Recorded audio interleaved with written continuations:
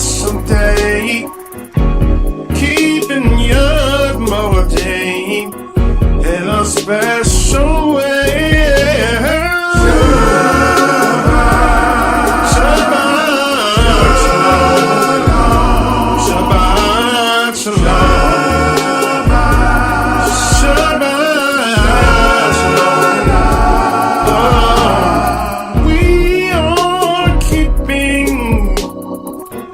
YAHHWH lost in our enemy's land to revolt the curse. Shabbat, Shabbat, Shabbat, Shabbat, Shabbat, Shalom.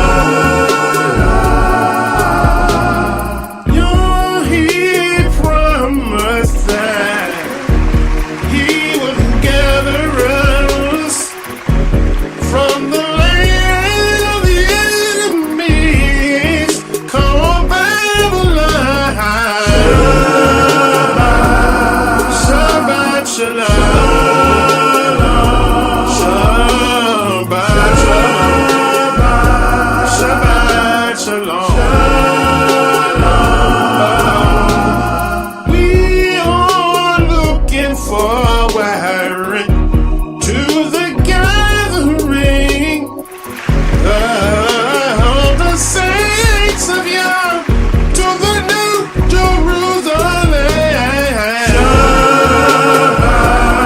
Shabbat, Shabbat, Shabbat, Shalom. Shabbat, Shalom.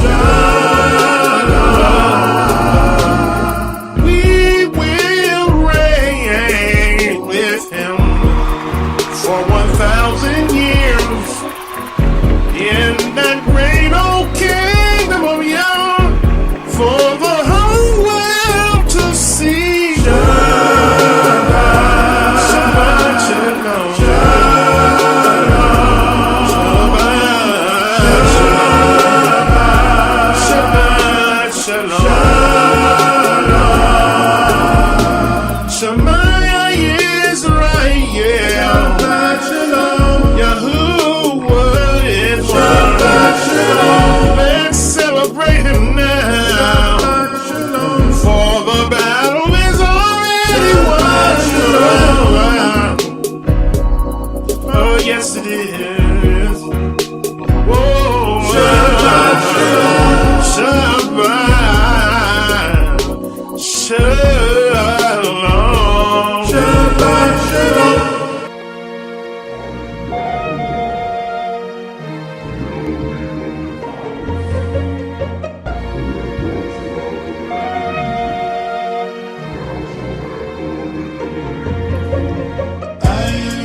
Who brought you out of the land of bondage? I am Yah who brought you out of the land of bondage. I am Yah who brought you out of the land of bondage. I am Yah who brought you out of the land of bondage.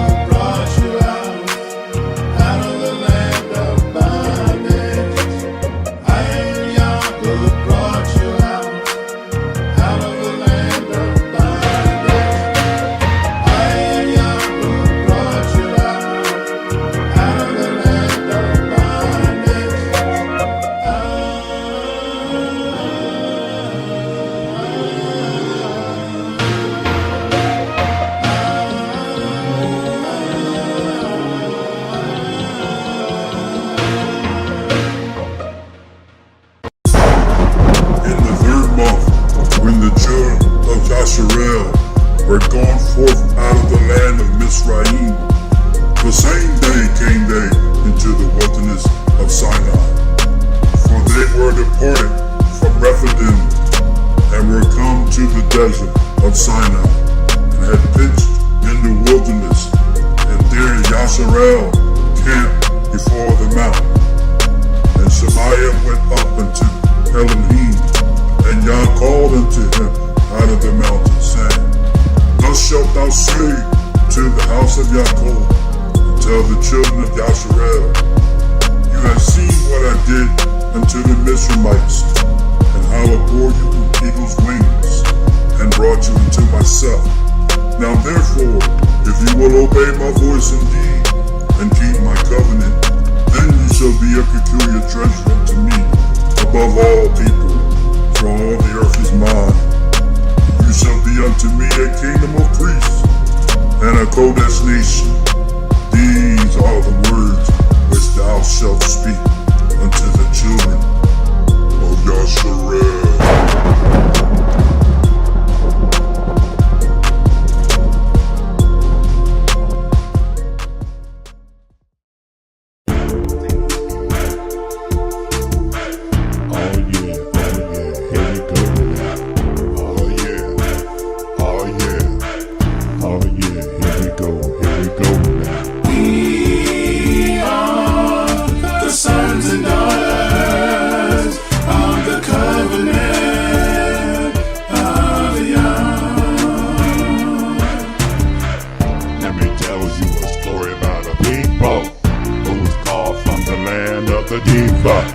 Yah promised he would give us a kingdom.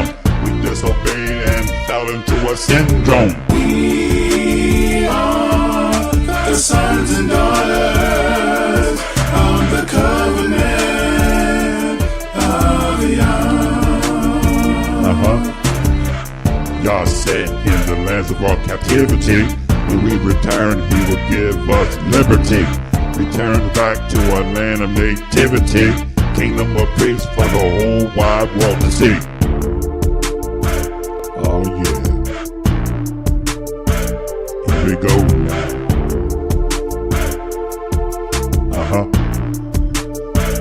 Here we go now. We are the sons and daughters of the covenant of Yah.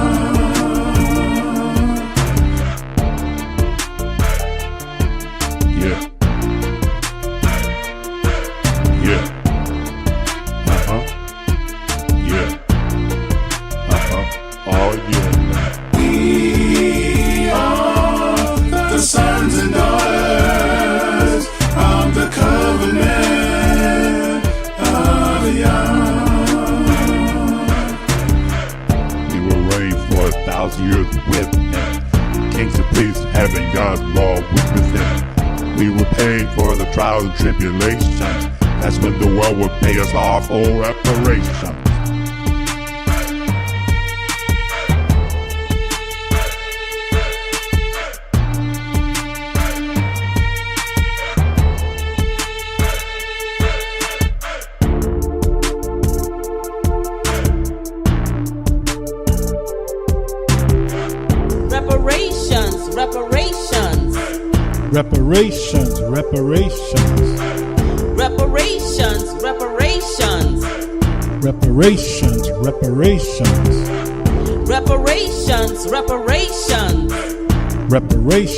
Reparations.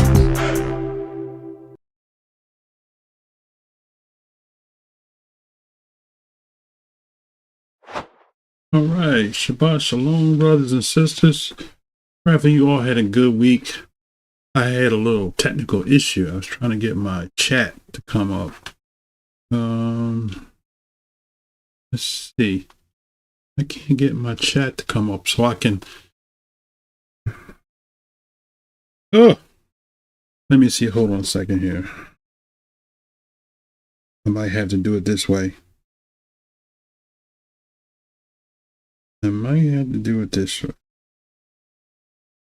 All right.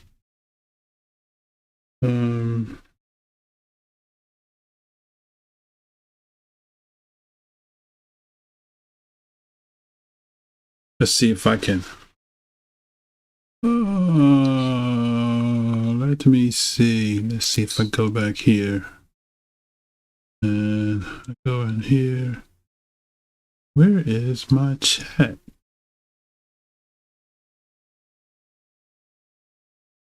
I don't know. This. Hold on a second. Something's not right here.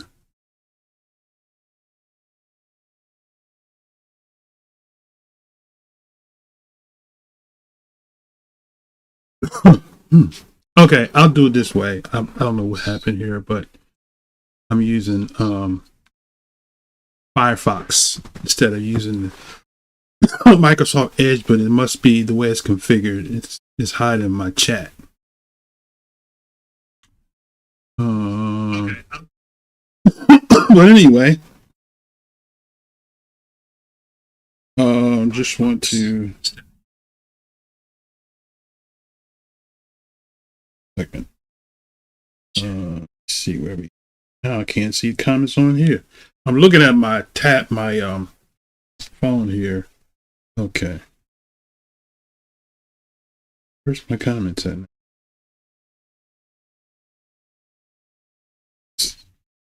I guess they don't want me to see the comments today. That's some weird stuff. Now the phone comments just disappeared from the phone. Let me see. Chat. Where's my live chat at? How come I can't see my?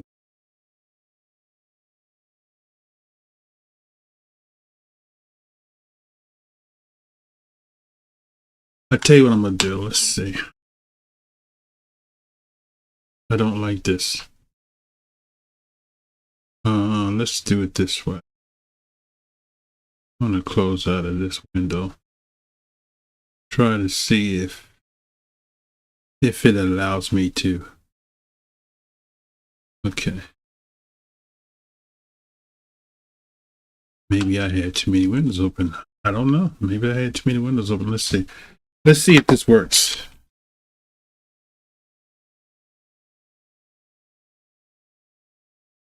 It's asking about a compatible browser.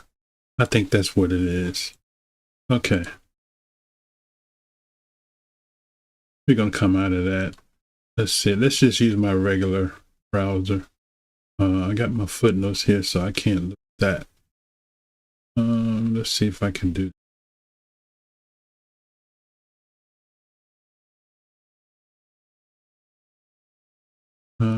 Just bear me a second here, brothers and sisters. I don't know why these browsers are not compatible.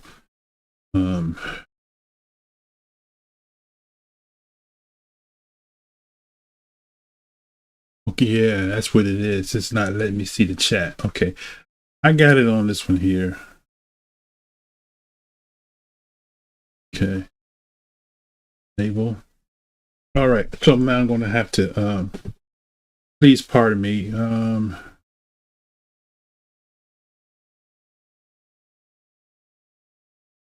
Okay. All right, so please pardon me if I miss your greeting. I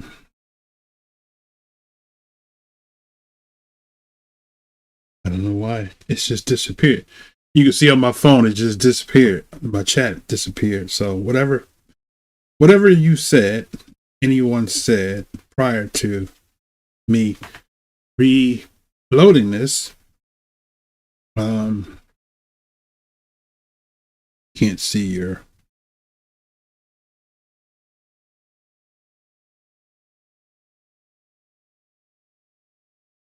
comment.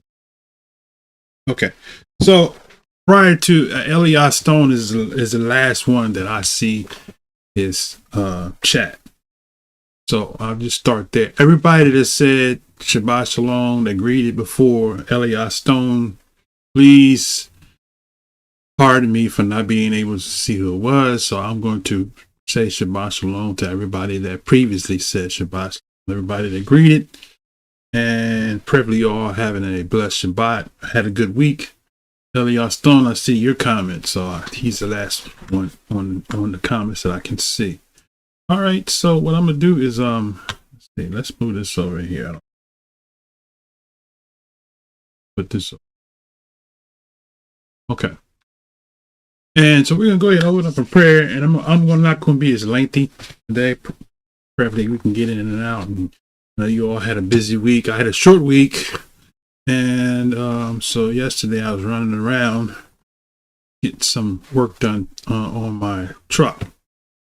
So I was consumed all day yesterday. My time was consumed all day yesterday. So we're going to just go ahead and get in here. We have a good topic. This is part 2. Let's open up in prayer. Father, thank and praise for this opportunity to share with your people on the Shabbat. And we praise the Most High for allowing us to gather together at this time, to be filled, to be replenished, to be rejuvenated, to be restored, our body to be refreshed and revived, our minds to be renewed. As we go forward and share what you give us to share on this day, is our desire and a prayer that you will bless the people and edify your people and comfort your people during this time of this dark season that we're in, this whole life season. We do give you praise, give you honor, name YAHHWH Mashiach. We say hallelujah, hallelujah, hallelujah, hallelujah, amen. So, brothers and sisters, we're going to go ahead and jump right in. And this is part 2. So last week, if you did see part 1, I admonish you to go back, and I know our videos are long because generally, if it wasn't a Shabbat, we would do cut clips and it would be like shortened in and out. But because it's the Shabbat, we stream, we don't cut anything out. We just go straight in and give it to you as the Most High gives it to us to share. So last week we proved that the Creator said Yah is his name singular. So the Most High, when you hear people say, oh, God has many names, we know they're not talking about the Most High. We know they're not talking about the Creator of heaven and earth, because he told Moses, Shemaiah, that this is my name singular forever. So we covered that last Shabbat. So if you haven't seen the video, go back and see that. We also took a look at the etymology of both the Germanic words God and Lord. We discovered that God was a Germanic deity. Okay. We also discovered that Lord was another Germanic deity that meant the keeper of the bread. Okay. So we proved that all of those origins, those pagan names, God, Lord, came from the Germanic people. Okay. And as we have gone into the lands of our captivity, we have taken on the languages of the nations. And so the nations have given us their deities. Now let's just kind of open up with Jeremiah 2 and 10, 2 and 11. So Jeremiah 2 and 11, our base scripture. So let's go here. Okay. Have a nation changed their Elohim, which are yet no Elohim, but my people have changed their glory for that which does not profit. Right? So that is what the Most High said. Right? The nations haven't changed their deity. We showed you last week how that when the nations, and we'll kind of cover a little bit as we go forward, was all after the flood. It was one tongue and one speech.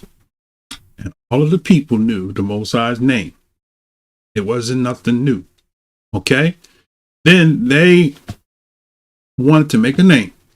Okay, so we covered that. We told you that the first deity, Satan, imposed himself in the image of Nimrod, who became known as the God man. Okay. And now let's read Jeremiah 10 and 2. This is very fitting because we're going into this tree worship season, right? So we go to Jeremiah 10 and 2, and it says, thus says Yah, learn not the ways of the heathens, and be not dismayed at the signs of heavens, for the heavens are dismayed at them. For the custom of the people are vain, for one cut off a tree out of the forest, the work of the hands of the workman with the axe. Now, somebody posted last week in there, this debunked that the tree was a pagan symbol. Okay, I don't care what he says. I'm looking at the biblical text. So the customs is vain. So anything that looks like that, right? You know, if it walk like a duck, if it quack like a duck, if it act like a duck, then it's a duck.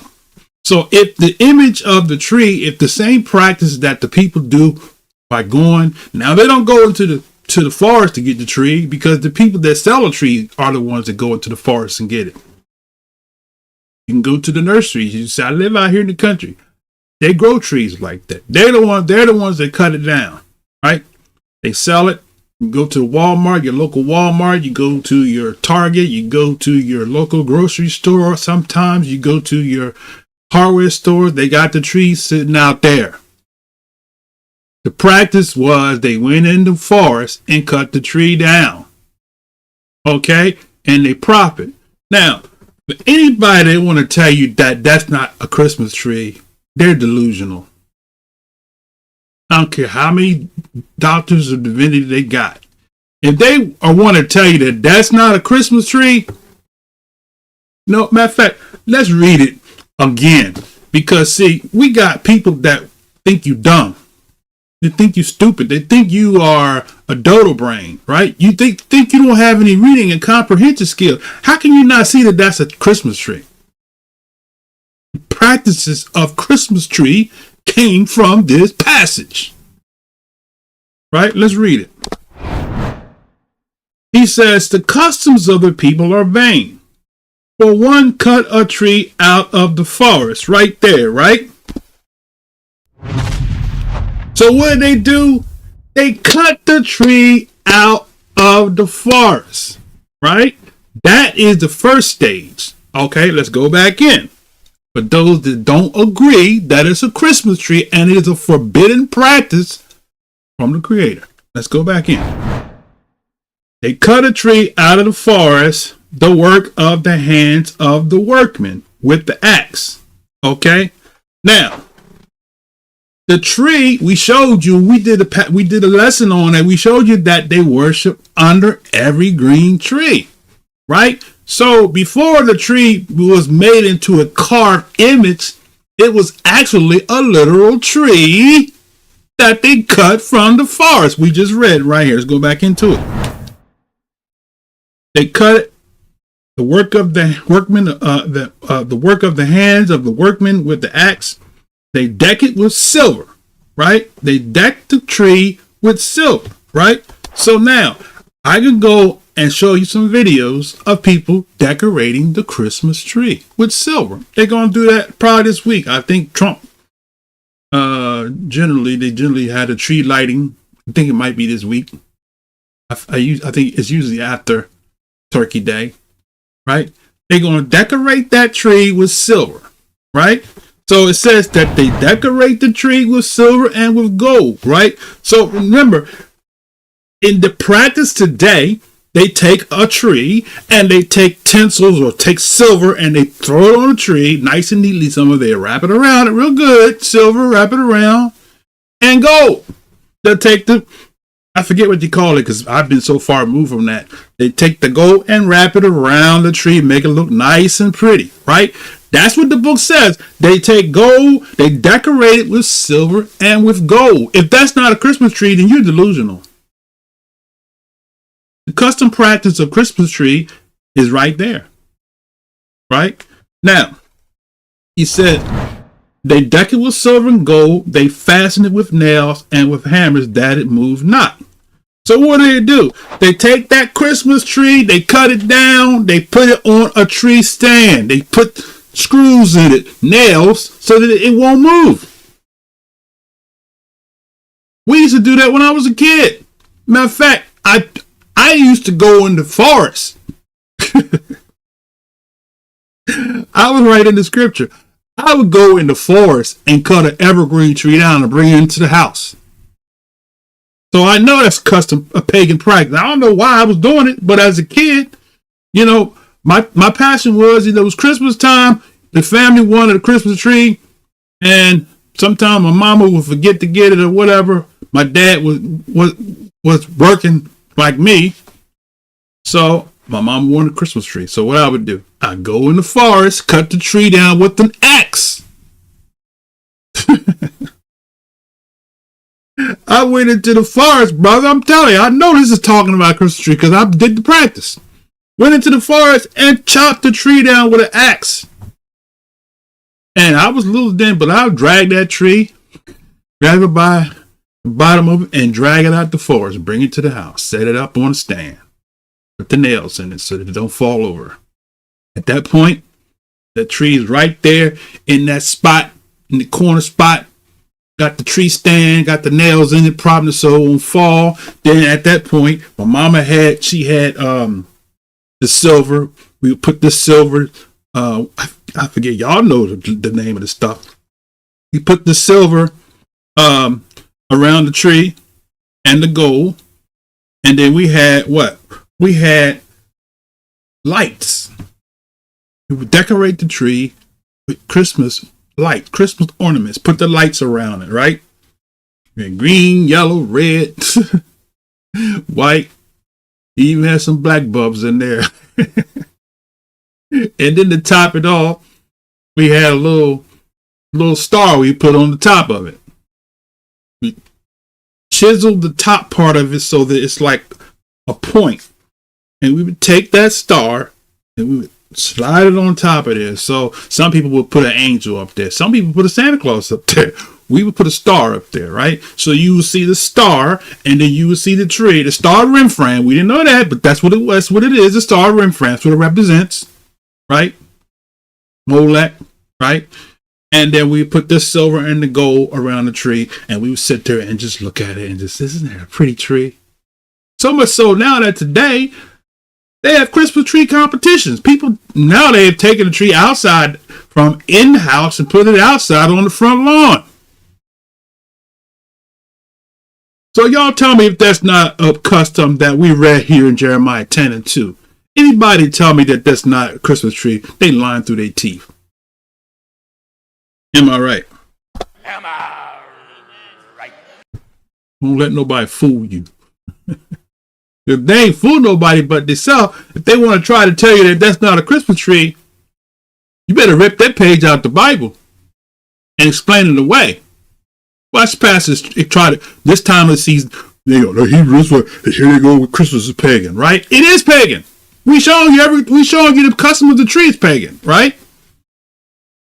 That's the beginning of that. The sun worshiping of the sun, right? The birth of the incomparable sun, Sol Invictus, that's what Christmas is. The worship of the sun, the winter solstice, Saturnalia, all that, right? So, listen, you could be in denial. Well, it don't mean that to me.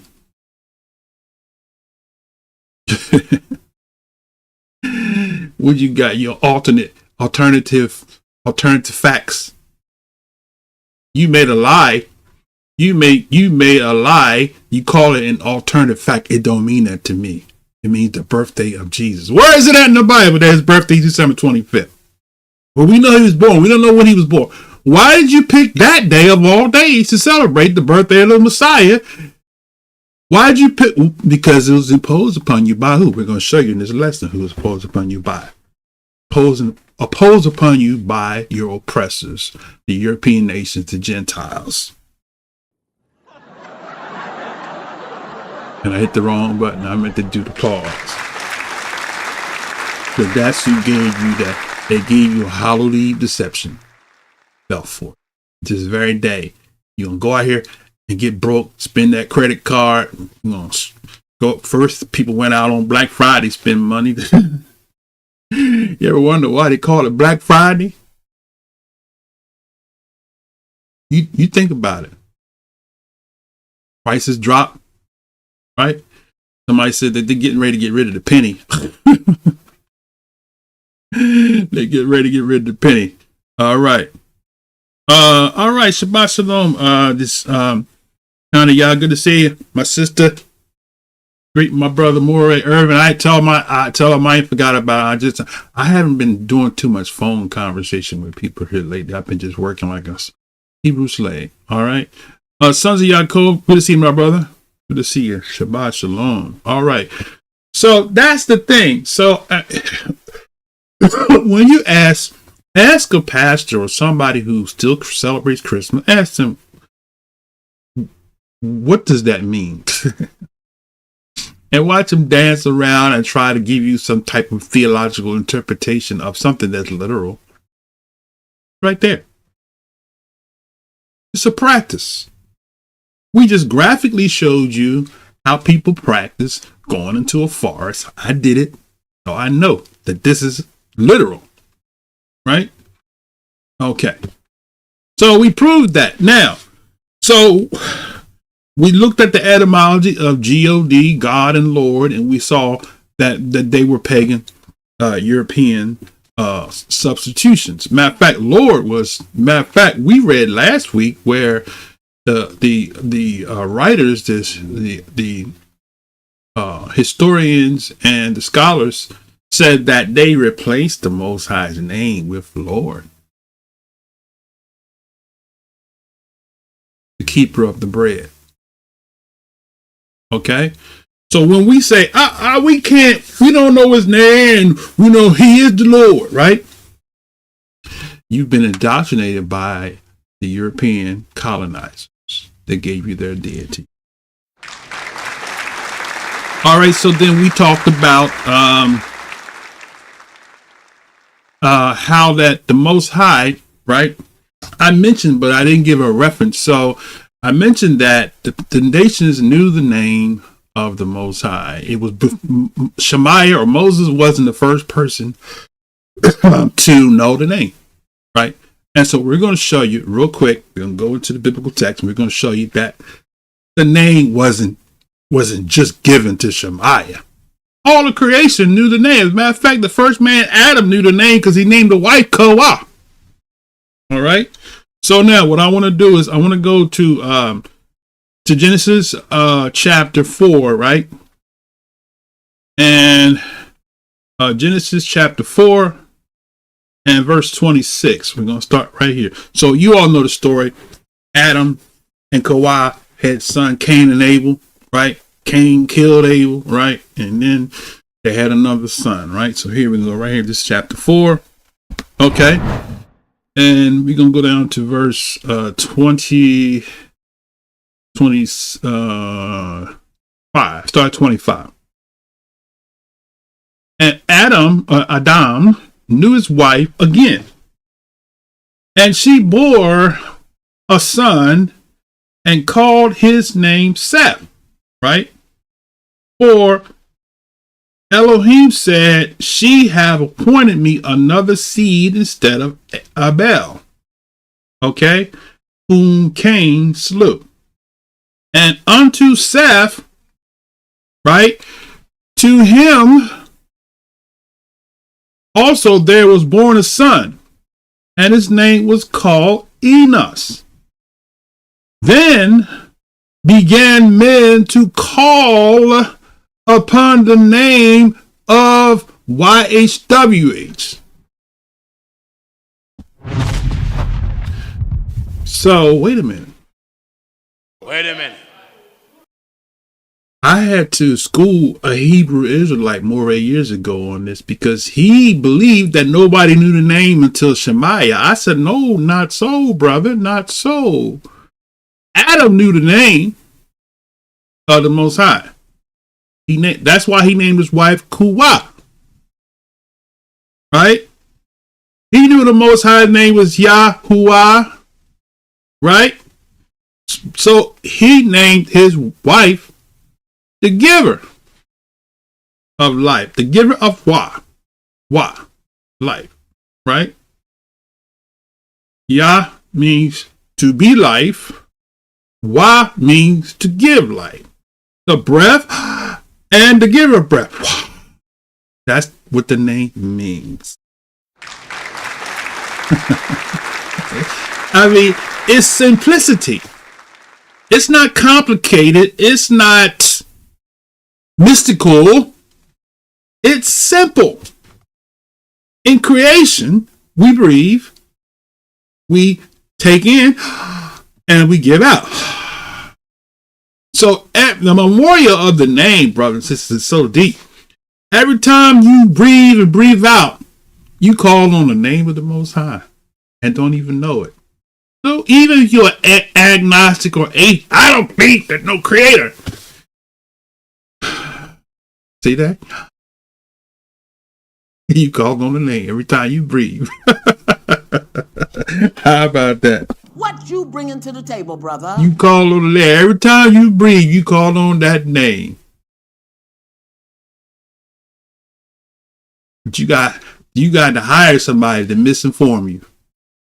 You pay tithes and offerings to people to lie to it. Look, I'm already your site posted cash flow dollar talking about the devil is the one trying to keep you to keep the law. Ask cash flow dollar, thou shalt not commit adultery. I bet you he won't let somebody come in and I'm trying to be in community guidelines conversation.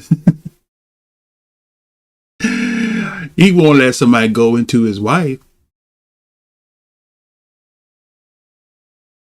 Because if the devil wants you to keep the law and that's the law, then you should just let it be free game. Let somebody, let the whole, whoever want her, let them come and have her because we're not under the law. The devil's trying to get you to keep the law. You want to make somebody mad? Tell them we're not under the law. Tell them, can I have your wife?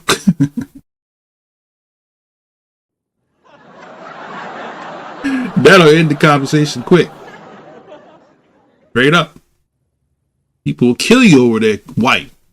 But you say we're not under the law. But if the law says thou shalt not commit adultery, right? Okay. So enough with that. So that's the dumbest statement. But you got thousands of people following you, making multi-millions of dollars from people paying tithes and offerings, and you lying to them through your teeth. That's sad. And I believe it or not, I used to follow him when I was in the Christian arena. But he never taught that. But now he's going on a whole nother page with that. Going on a whole, he's going down the same road that Carlton Pearson went down, right? He said, "Cref flawed." Son of Yaakov said, "Cref flawed dollar." He's flawed. He's flown into cash. Okay, so that Genesis said that men began to call on the name of Yah. Right now, here's what I want to do. I'm gonna share with you my notes here, and we're gonna do this together. And why I can't? Hold on a second. Something's wrong here. Let's do it here. Okay. All right. See if y'all can click on this thing. This is my Gemini note here. Okay. All right. So let's go to that. And what I want to do is I'm gonna go there with you. Let's see. Hold on a second. Okay. At the top. Let's go up to the top. Okay. So here's what my note says here. So let's go here to my notes. It says, I said the phrase, for in his days, men began to call on the name of Yah. That's it. He says that phrase, for in his days, men began to call upon the name of Yah, is a direct quote from the book of Genesis 4 and 26, which we just read. It appears at the end of the genealogy of Adam and Kawah's third son Seth, following the account of Cain and Abel. What does it signify? He says this verse is often interpreted as making of the beginning of public, formal, or organized worship of Elohim among mankind, distinct from the period following the creation of Adam and Kawah. So he asked the question, would you like to explore the context around the verse? I said, what was the name of, quote unquote, the Lord they called on? He says, the name of the Lord that they began to call on, Genesis 4:26, is, he says, YHWH. So even Google Gemini know this true, right? So he said, that's the name. Watch this now. He said, the original, where was that here?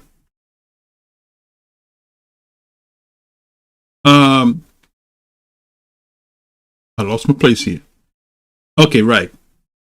He said the name in Hebrew, right?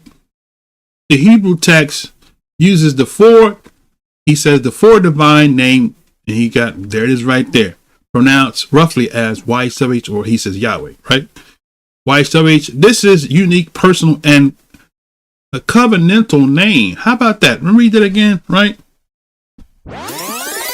He said, this is a unique, personal, and conventional name of Elohim. He said God there. It is often understood to be related to the verb to be, signifying Yah as the self-existing one, the eternal one. I am who I am. Exodus 3:14, which we read last week. He goes on to say, in nearly all English Bible translations, when the original text has YHWH, the translators use the title, the Lord, in capital letters. The significance of the phrase men began to call on YHWH is understood in a few main ways. Public corporate worship, and the marks of the beginning of formal open public worship of the true Elohim, distinguishing the Elohimly line of Seth from the un-Elohimly line of Cain. Well, that's good right there, right? That's good, man. Proclamation, it refers to men proclaiming the name of Yah to others, bearing witness to him. How about that? And a deeper relationship, even through the name YHWH is used earlier in Genesis, starting in chapter 2. This is very significant that people at the time began to acknowledge Yah's sovereignty and call upon him in a new, devoted, and organized way. Boom. Right? So while the name used was YHWH, the act described was the public and devoted worship of the one true Elohim by that name. Oh, man. Whew, man, that's some good stuff right there, boy.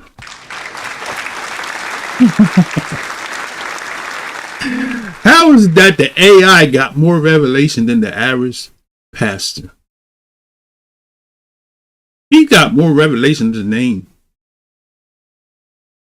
He basically, he done told you, AI, Google Gemini AI is what it is, told you that the creation knew the name of the Most High, right? That when they put that in there, when the translators translated, they had the Most High name in there. So question we got to ask is, why did the translators take the name out? Right? Because Satan had his hand in removing the name so he could have his worship under different names. Right? Now, what I want to do, I'm going to give you another link here. We're going to go to Jubilees, right? Jubilees has the same account. So let's go to the book of Jubilees, and I'm going to give you this link here. You can follow this link with us. Right? That's right, sons of Yaakov. He said, you remember when Creflo came out right, I remember that when he started teaching it. Yeah, people gonna support that. We had sisters. We went down to Atlanta. That's his territory. We had sisters she was trying to defend. You know, Creflo Dollar. Said, when you follow the masses, right? That's where you head for destruction, right? Broad is the way that lead to destruction. You see numbers of people following. They ain't clear the closing doors. They ain't clear for the closing door for real. Now let's see. Okay. So click that link there. We're going to go to the book of Jubilees. Okay. And we're going to read the verse, excuse me, is chapter 4. We're going to read 11 through 13, right? So we're going to start here. It says that Adam, start verse 10, and Adam knew Kawah, his wife, and she bore him 9 sons. Okay, now that's interesting right there, right? So we're gonna learn something. We're learning something. Did you know that Adam had? It said Adam had what? 9 sons. And King James don't tell you that, but Jubilee tells you that Adam had 9 sons. My dad asked me years ago. He said, "Son," he said, when Cain killed Abel, he was sent away to the east and took a wife." He said, "Who did he marry?" I said, "One of his sisters."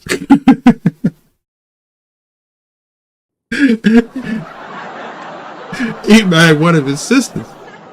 The Book of Jubilee breaks it down, right? That's what I like about the Book of Jubilees, right? So let's go back in here. All right. So he said Adam had 9 sons, and in the 5th week of the 5th Jubilee, Seth, right?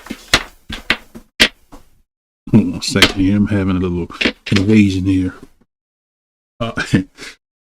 Seth took Azorah, right? His sister. Look at that. He took Azorah, his sister. So they were marrying their brothers and sisters. That's what he was married. Wasn't no other. Heard a brother when I was in Cali a few years back said there was multiple creations. And people was buying into that. That's the danger. When you got people that create their own Hebrew language and start interpreting, that's why I say interpreting the biblical texts to fit their narrative. That's the danger, because people create their own doctrines out of that, right? You got to be very careful, right? So here we see that he married his sister. Watch this. In the 5th week of the 5th Jubilee, Seth took Azorah, his sister, to be his wife, and in the 4th year of the 6th week, she bore him Enos. Now I know somebody would say, "Brother, isn't it incest?" What is incest? In creation, that wasn't incest. I mean, today's modern terminology would be classified as incest or whatever. But what, as a matter of fact, what is the definition of incest? Okay, all right. Let's see. What is incest? Okay. Incest is generally defined as sexual activity or marriage between people who are too closely related to one another. Okay.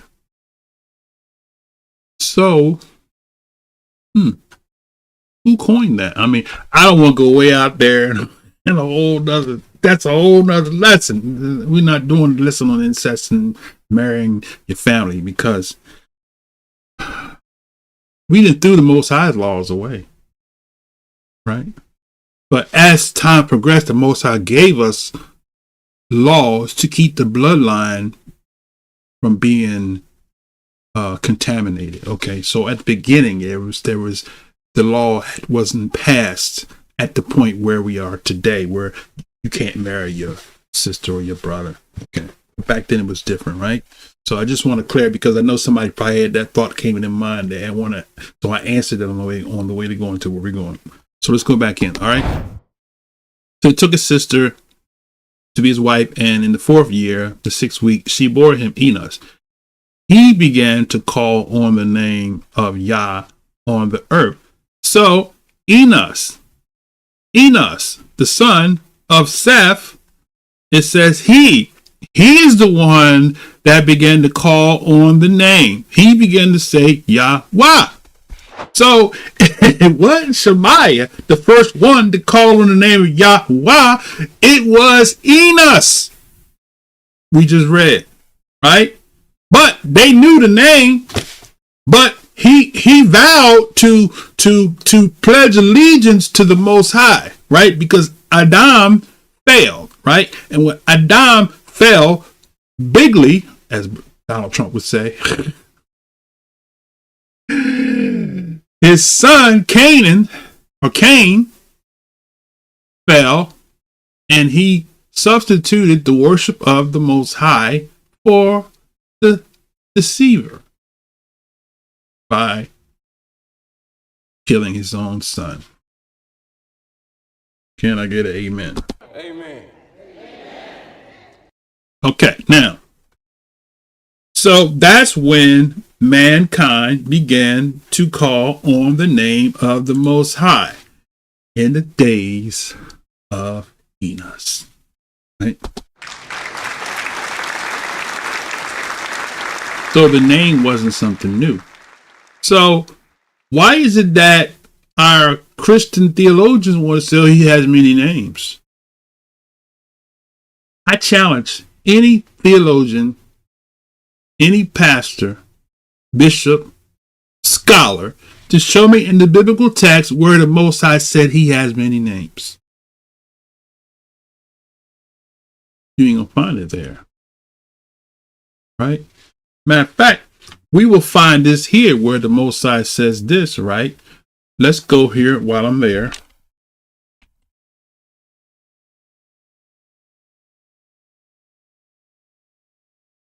Okay, let's do it this way.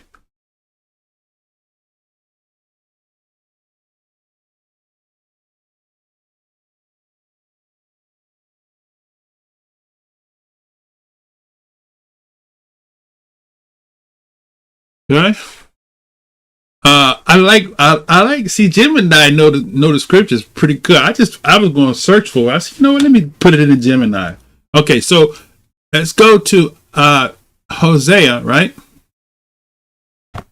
Hosea chapter 2, right? So we go to Hosea chapter 2, right? And always got them Shabbat flies come out when I go on the camera. Here they come. In the cold, they come in the house where it's nice and warm to antagonize me, right? Well, I'm not going to be distracted. All right, so Hosea 2, what I say, 2 and 17, right? So let's go 2 and 17, right?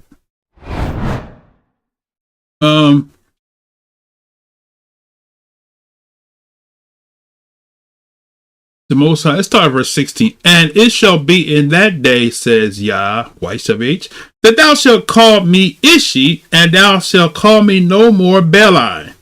Wait a minute. Most High said in that day, see, you gonna call on these other names.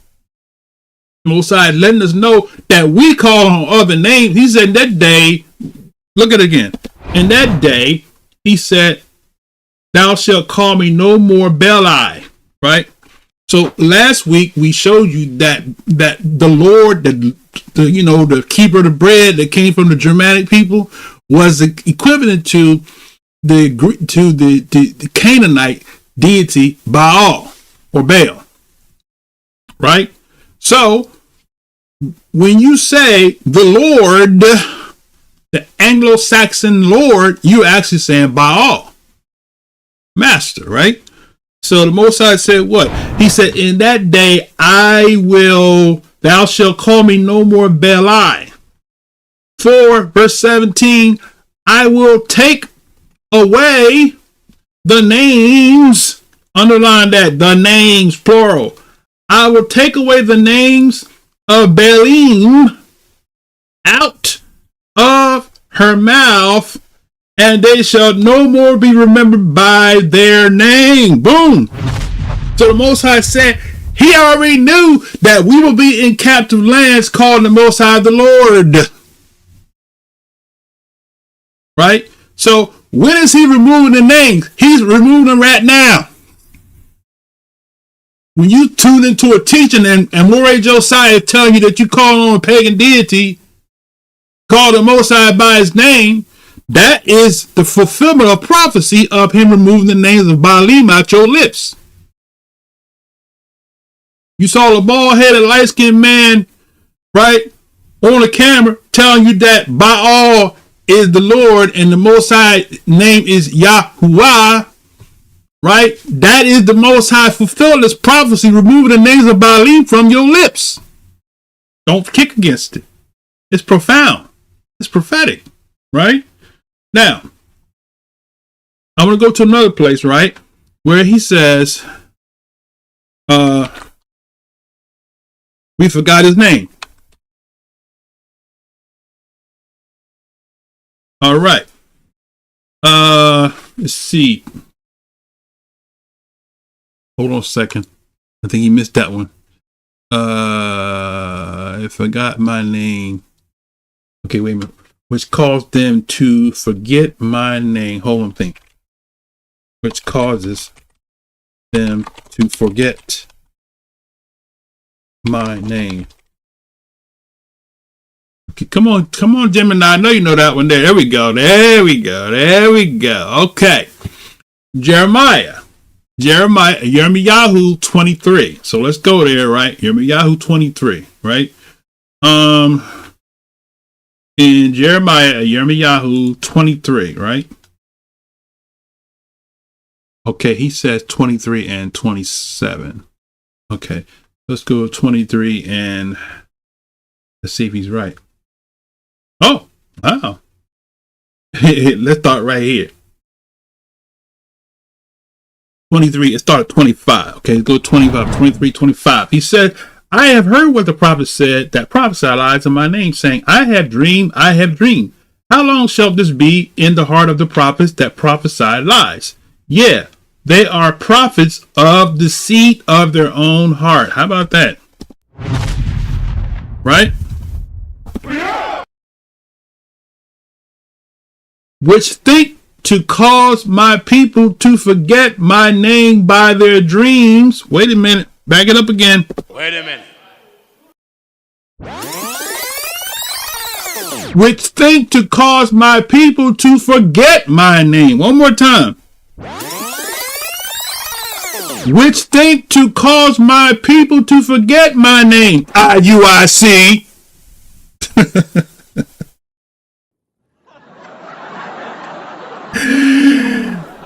Bishop Nathaniel, shame on you, brother. Shame on you. Shame on you. You done backslid holistically. I got your video where you taught YAHHWAH and YAHHWAH. Y'all don't believe me. I'm going to play it one day.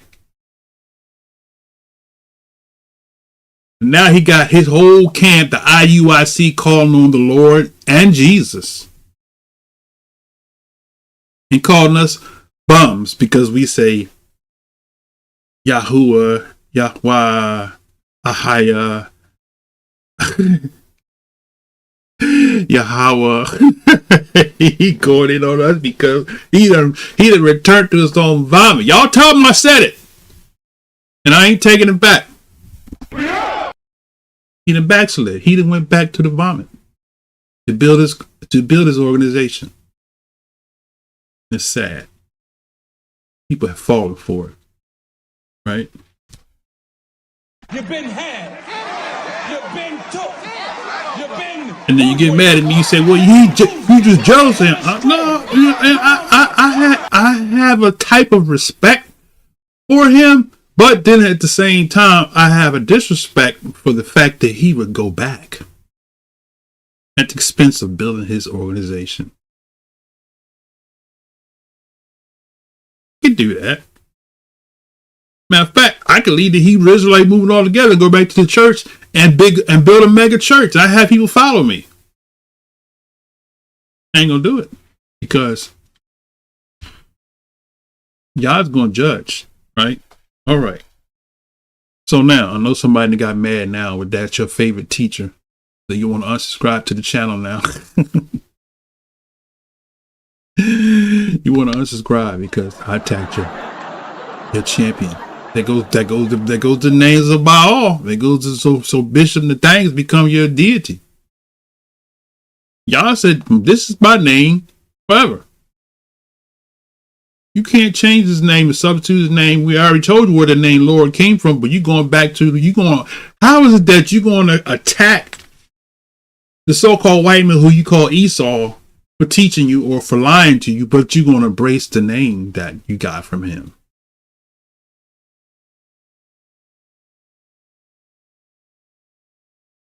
Am I right?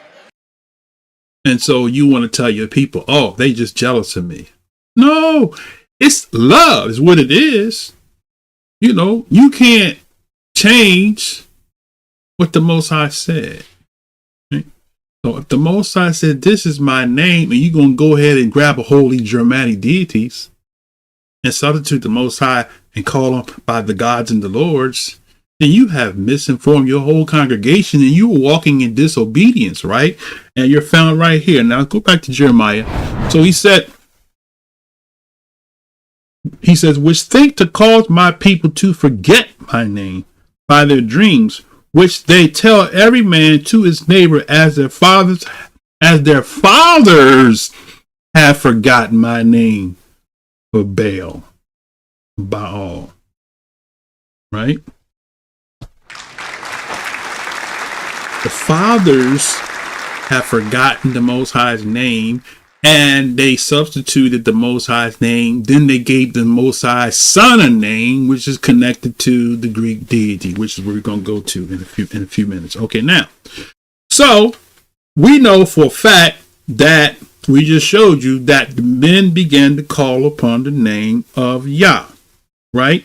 Now, let's go to, I'm going to show you something. Y'all probably never read this before. This going to send goosebumps down your spine. You're going to feel a shundo when you read this one here. All right, we're going to go to Jubilees chapter 3. I'm going to show you something, right?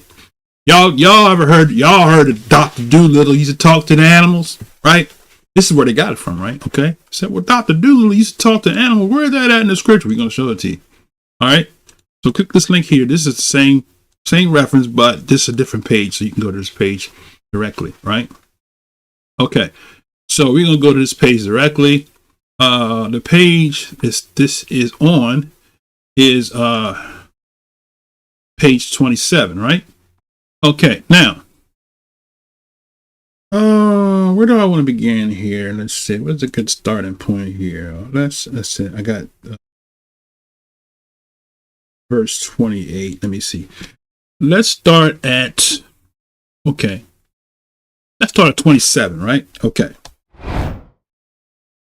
And on that day on which Adam went forth from the garden, he offered a sweet savor and offering frankincense, galbanum, and stacte, and spices in the morning with the rising of the sun from the day when he covered his shame. And on that day was closed the mouth of the beast. Now, what you got to see here is this, right? Who taught Adam how to sacrifice unto the Most High? It wasn't the devil. So the ordinance that, see, because Christians will tell you, oh, those are handheld ordinances that's against you, right? Matter of fact, when you go into Genesis story, we see that the Most High made coats of skins for them. So who taught them how to sacrifice, how to offer unto the Most High? An offering, a burnt offering. It was the Most High. I keep hitting the wrong button. It was the Most High. Most High taught him, right? So Adam was taught. He was schooled. He went to the school of Yah. He didn't go to Dallas Theological Seminary, right? He didn't go to all these other colleges of the Bible. He went into the school, the University of Yah. Right. So a lot of these pastors and bishops has got these doctors of divinity need to go back to school, to the school of Yah, and get the truth so you can teach your people so the people can be free. Right now, here's the thing. So let's go back in here. All right. So he made them coats of skins, right? Right here, 26. Who made them coats of skins?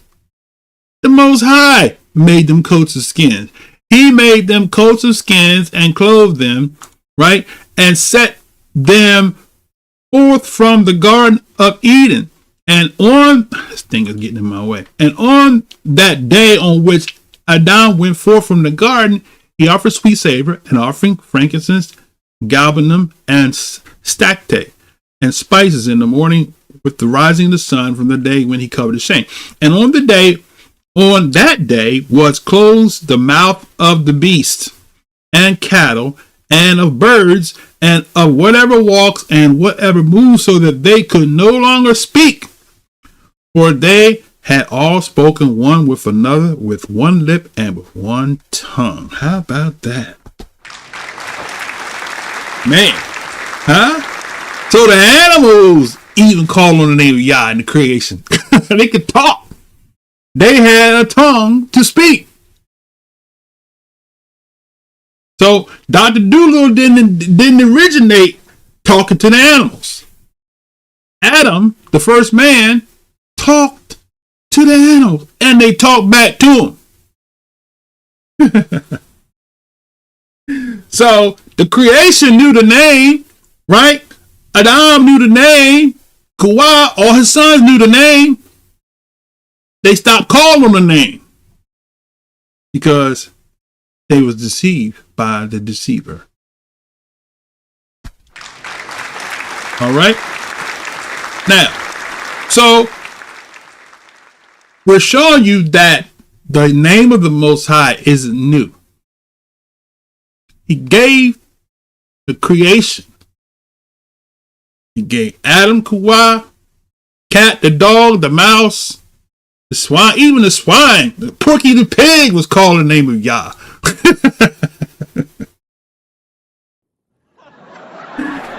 The catfish was called, even the catfish was both Yah. I mean, the Most High, he's smarter than we are, right? He put his signature in his creation. All creation knows his name. They might not want to say it. Like IOG, you probably can't get them to say hallelujah. They probably taught not to say it.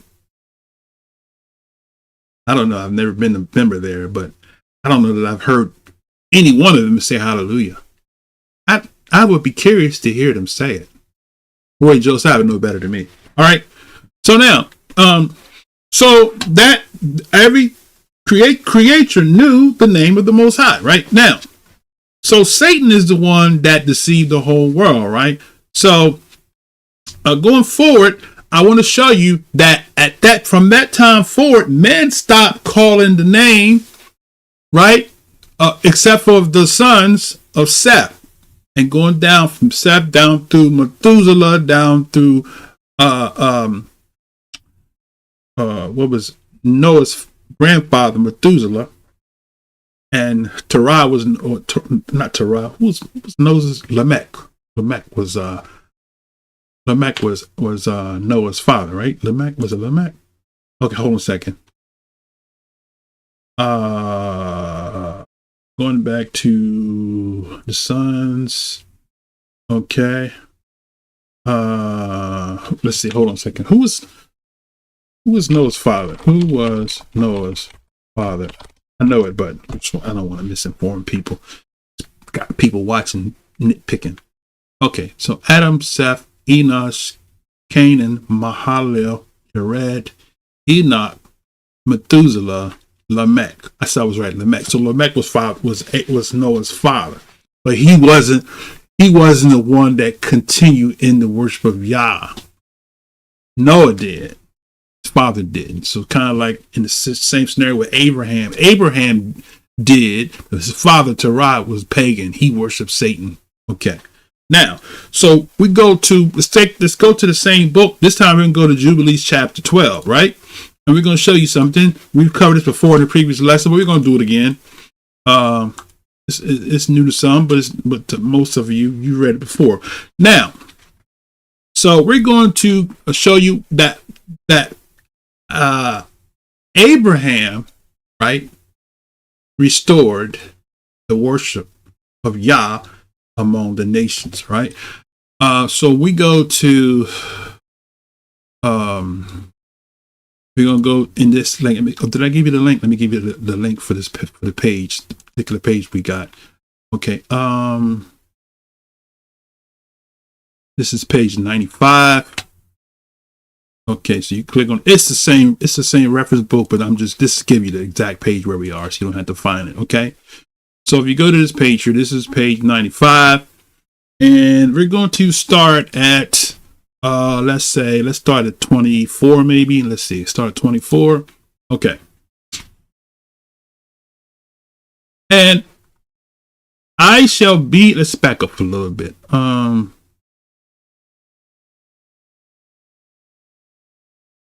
Let's go up a little bit.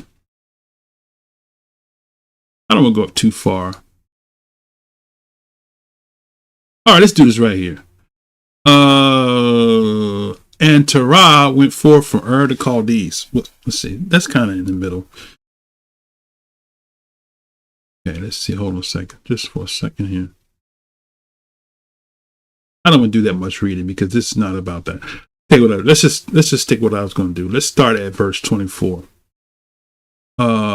This is the Most High talking to Abraham. Okay.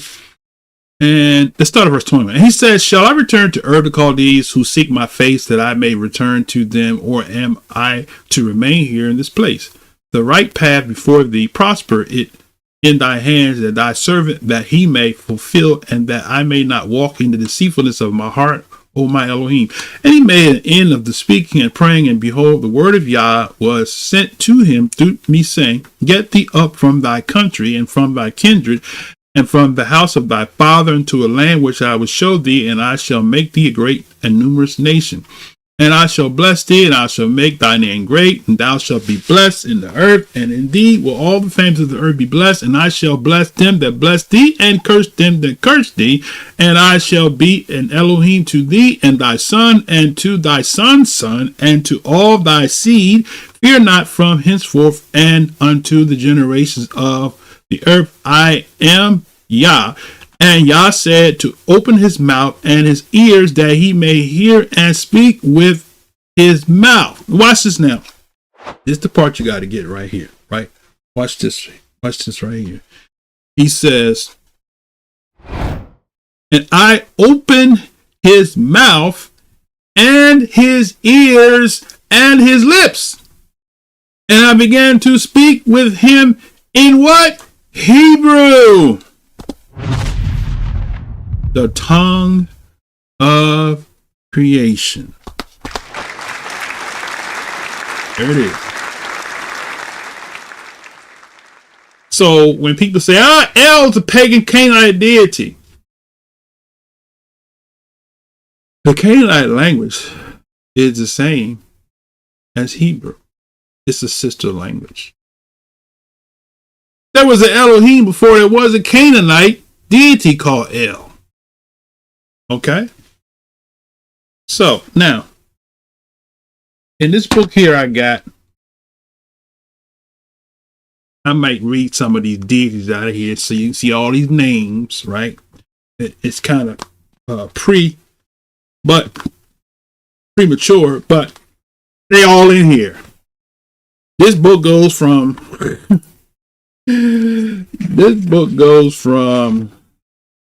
the Near East deities, including the Canaanites and all of the Egyptians, the Mizrahites, Babylonians, right?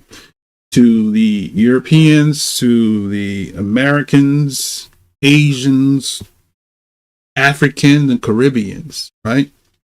And Oceanic. This book right here. Those all them names. You pick one. You buy a pair of sneakers called Nike, that's a deity. Mazda, that's a deity. Right? Well, I'll read it before we close out. I'm gonna go through this. I'm gonna give you something to take home with you. All right, now. So it was Hebrew, the tongue of creation, that the Most High gave his name in. So that's how we know that the Most High's name don't change. It doesn't change in the languages. There's people that think they smart tell, oh, that's his name in English.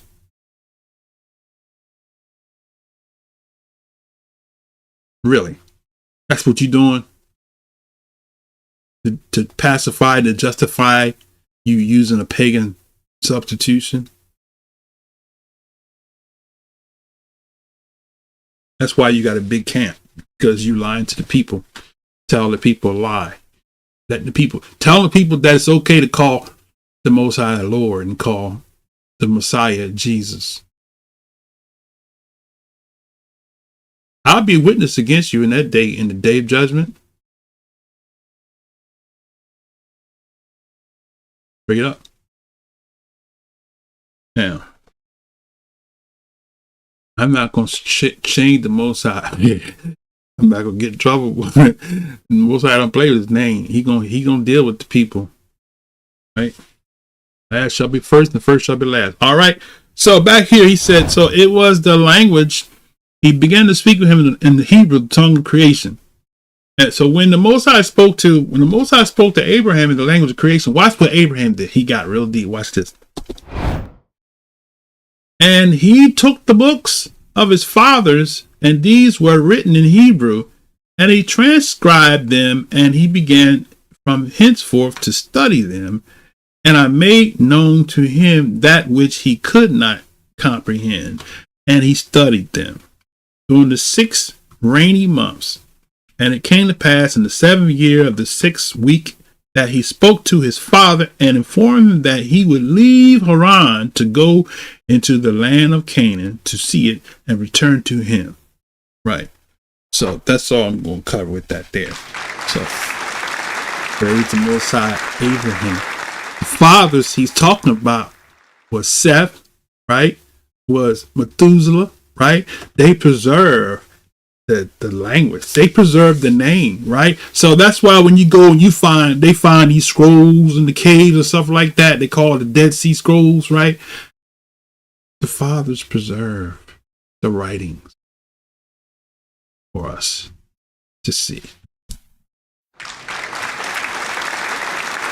All right, now, so Abraham was given the name, right? So now, we in the previous lesson we talked about how Satan was the deceiver. So I'm gonna give you some epistles. We'll give you the epistle of Paul. Let's go to 2 Corinthians 11, right? 2 Corinthians 11, and we'll show you, because people say, "Oh, God has made name." The one who is giving you those names is Satan, brother. Right? So let's go to 2 Corinthians chapter 11, right? And we're going to start at verse 13, right? So it says,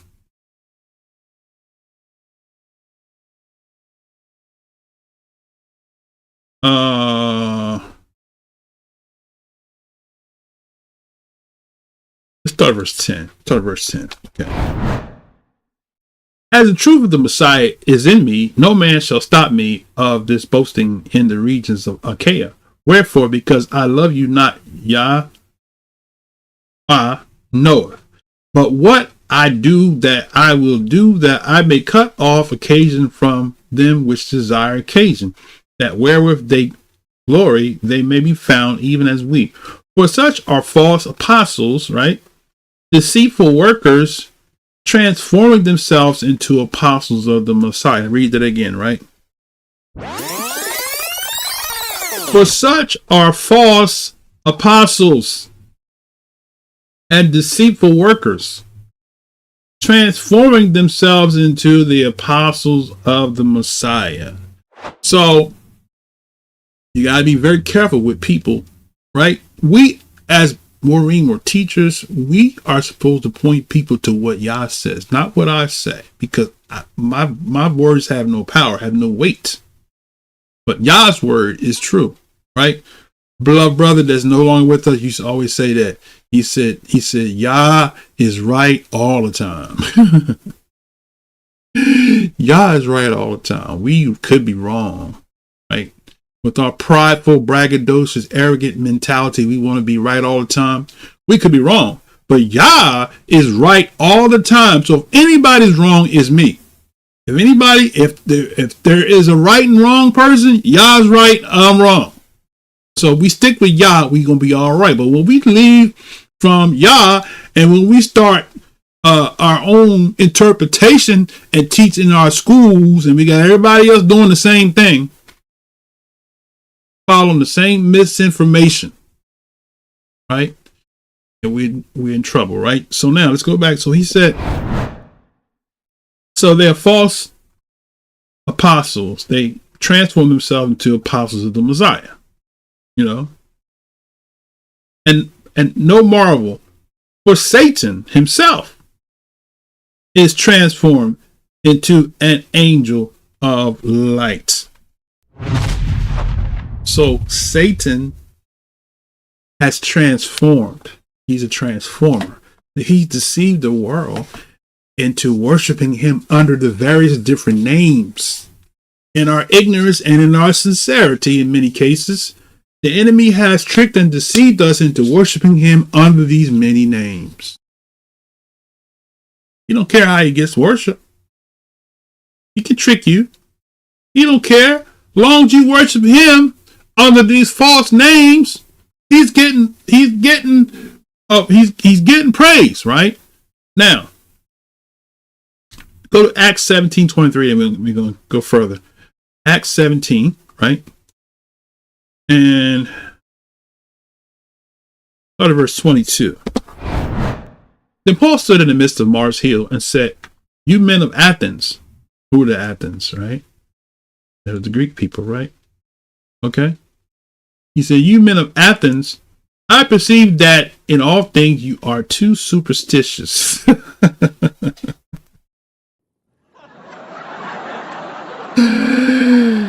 You are too superstitious. For as I passed by and beheld your devotions, I found on an altar with this inscription: "To the unknown mighty one, whom therefore ye ignorantly worship, him declare I unto you." Right? So, they didn't know his name. So what did they do? They took the names of their deities and they just said, "Oh, it's okay. This is his Greek name." You follow me? See, Yahshua, that's his Hebrew name, but Jesus, that's his Greek name. See how we can get deceived and tricked and what? You've been had. You've been took. You've been hoodwinked. Right. So that's how we can become had, because our teachers, right, have caused the people to forget the Most High's name for the Lord.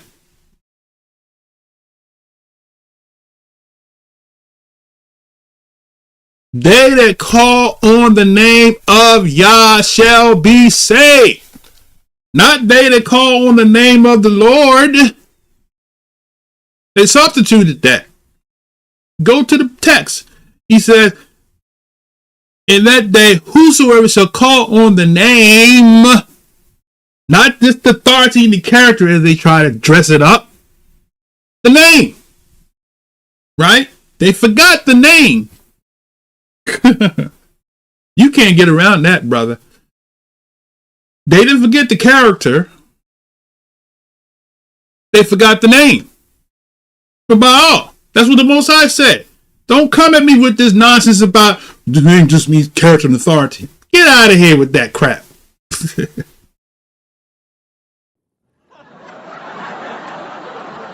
Who you playing with? Right? Now, so they forgot the name. Now, let's progress forward now, right? See, the enemy has trapped us that the so-called Negroes don't even know you Israelites. You think you're a Gentile, that the Europeans brought you over here and cleaned you up and gave you salvation because we was barbaric, uncivilized heathens into voodoo. Well, that's what it became. But we wasn't. We forgot the name. So even in Africa, when we was in amongst the Negro land territories, many of us got the name for Baal. Till this very day. You go into Africa today, they still calling on Baal. Right? So now, so let's progress forward here. We're going to show you where this happened. So as we progress forward, we're going to discuss how the children of Israel, the so-called Negroes, became indoctrinated with the Gentiles' variation of deities, right? So let's go to the book of Maccabees, right? And we're going to go to the book of Maccabees. I'm going to give you the link here. And we're going to go to First Maccabees, starting with there. And so go to that page there. Okay, I think that's where I want to be. Okay. We're going to go back to just to kind of lay a foundation. So that page I gave you was page 58. So before we get to 58, I want to lay a foundation. So let's go back to this is page 53. Okay. So go to page 53, right? All right. This First Maccabees, it says, and it came to pass after Alexander the Maccabean, a Macedonian, the son of Philip, who came out of the land of Chittim, right? And smote Darius, the king of the Persians, right? So now, here's a little something, learn something, right? Okay, so how could Esau be the white man when the Persians were sons of Japheth? So Chittim, the camps want to make Chittim be Esau. That's a double brainiac doctrine, brother. It's a stronghold amongst our people. But anyway, like to the Gentiles, that's his territory. He's strong on that.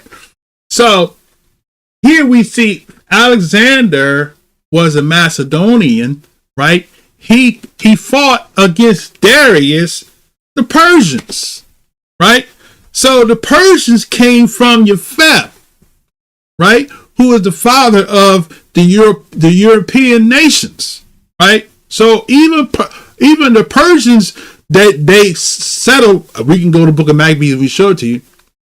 They wanted land amongst the Shemites. So that's how the Persians got there. But they were descendants of Japheth, right? So Alexander the Greek came against Paras, his cousin, under the line of Japheth, right? So he goes and it says he smote Darius, the king of Persians, right? Let's go back in now. And the Medes, it came to pass after he had smitten him that he reigned in his stead in former time over Greece. So wait a minute, hold a second. Wait a minute, I just saw something. Wait a minute. So Darius was reigning over Greece before Alexander. We got some explaining to do now. You in danger, girl. Because if Esau is Chittim, and they were ruled by Darius, right? We got some explaining to do, right? So let's read it again. So he said, what? The Medes, it came to pass after he had smitten him that he reigned in his stead. So what does it mean to reign in his stead? In former time over Greece. So when you reign in someone's stead, that means you taking somebody's place. So that meant that this Persian king, Darius, was ruling over the Greeks before Alexander the Greek ruled over the Greeks.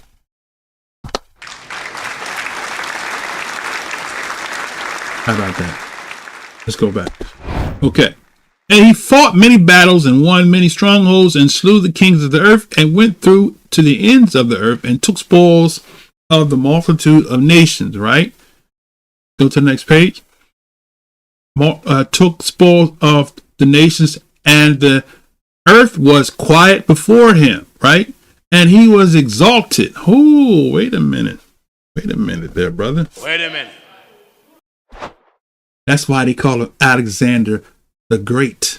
Because even to this very day, when you call him Alexander the Great, you're worshiping him. That's why I call him Alexander the Greek. I should have no other Elohim before me. So you make him the Great. Like Herod the Great, right? You're making those icons of worship. All right? Just a little side note. Let's go back. So he says, the earth was quiet before him, and he was exalted, which meant that now he's another vehicle. Alexander was another vehicle that Satan got worship through. Right? So it says that he was exalted and his heart was lifted up, and he gathered together an exceeding strong host and ruled over countries and nations and principalities, and they became tributary unto him. Right? Man. Wait a minute. So what does it mean to become tributary? Let's ask Gemini. Okay, so what does it mean to become tributary? All right. To become tributary means that a person, state, or nation enters into a subordinate relationship with a more powerful authority, typically characterized by the regular payment of tribute as a sign of submission or alliance. Pledge allegiance. In context, the term was two primarily meanings: a historical, political meaning, and a geographical one.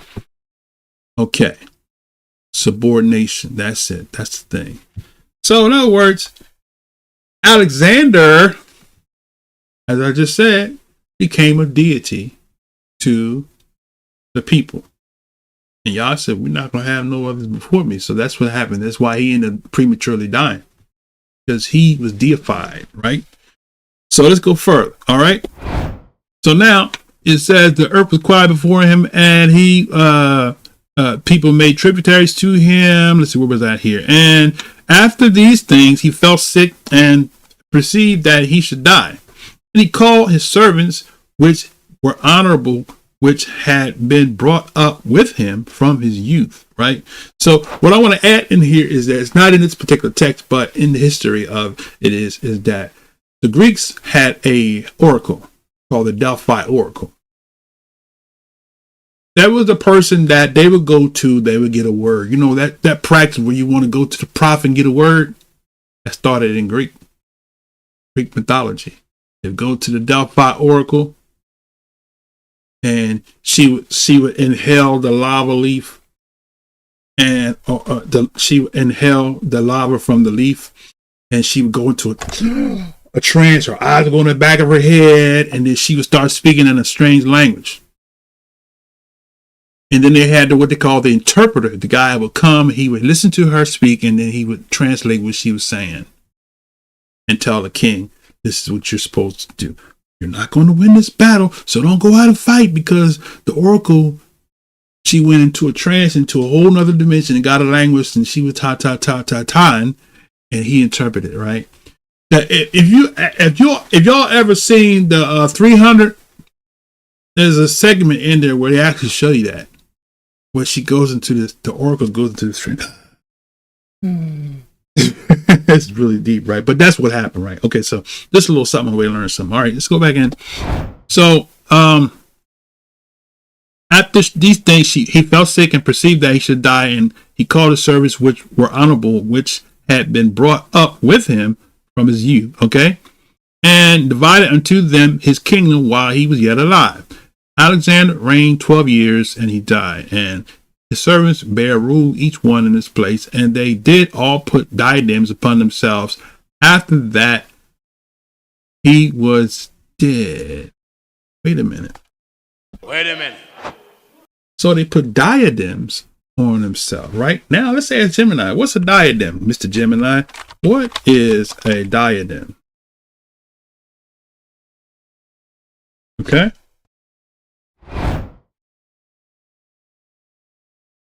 A diadem is an ornamental headband worn as a badge of royalty, sovereignty, and high status. How about that? The original form, ancient history of diadem, comes from the Greek word diadem, meaning band or fillet. Okay. So we get the point, right? So they became sovereigns over the people. In other words, in modern terminology, they became deities. They became man gods. Like we do the pastors, our bishop, my bishop, he's my man of God. He's a man God. He's the one that gives you all the answers. Creflo has become a man God to his congregation. You say something against what he's saying in regards to how he twists the book, he is my man of God, my man God. Okay. That's where that comes from, right? All right. So let's go back in here. So he put diadems, and after that he was dead, and so did their sons after them many years, and they multiplied evils in the earth, and there came forth out of them sinful root Antiochus Epiphanes, son of Antiochus, the king who had been a hostage at Rome, right? So now we go from being the man God to being an epiphany, the replacement. See that? See how this is working? Now, let's go back in here. So it says that he became hostage at Rome and reigned in the 137th year of the kingdom of the Greeks. Let me back up for a second. Who was that? That was Antiochus Epiphanes, son of Antiochus the king, who had been a hostage at Rome. So we got some other stuff here, as we say, learning on the way to learning something. We got Romans being hostages to the Greeks. And all. These are not Edomite people. These are not Edomite people enslaving their own people. Okay, just a little side note. All right. Now go back in. So he said, 137th year of the kingdom of the Greeks. In those days, there came forth out of Israel transgressors. Now, so we're gonna see what these transgressors did. I'm gonna read a footnote here. Okay. So what did the transgressors do? Let's go to the next page, and I'm going to come back to 58 because I got something I want to read there. But let's go to the next. So he said that they came for out of Israel transgressors of the law. Ooh, what was it? Transgressors of the law, and persuaded many, saying, let us... Don't follow the law of the Most High. That law's cruel. Let's follow the laws of the nations. You know, we're here today. We're not under the Most High law. We under His law, right? Okay, let's go further. So he said, let us go after and make a covenant with the Gentiles that are round about us. For since we were parted from them, many evils are befallen. And the saying was good in their eyes. A certain of the people were forward, hearing that went to the king, and he gave them a license to do after the ordinance of the Gentiles. You ever heard this expression, grace is not a license to sin? That's where it came from. So he said he gave them a license to do after the ordinances of the Gentiles. And they built a place of exercise in Jerusalem, right? According to the laws of the Gentiles, and they made themselves uncircumcised and forsook the covenant and joined themselves into the Gentiles and sold themselves to do evil. And the kingdom was well ordered in the sight of Antiochus, and he thought to reign over Egypt that he might reign over the two kingdoms. He entered into Egypt with the great multitude, with chariots and with elephants and with horsemen and with great navy, and he made war against Ptolemy, king of Egypt.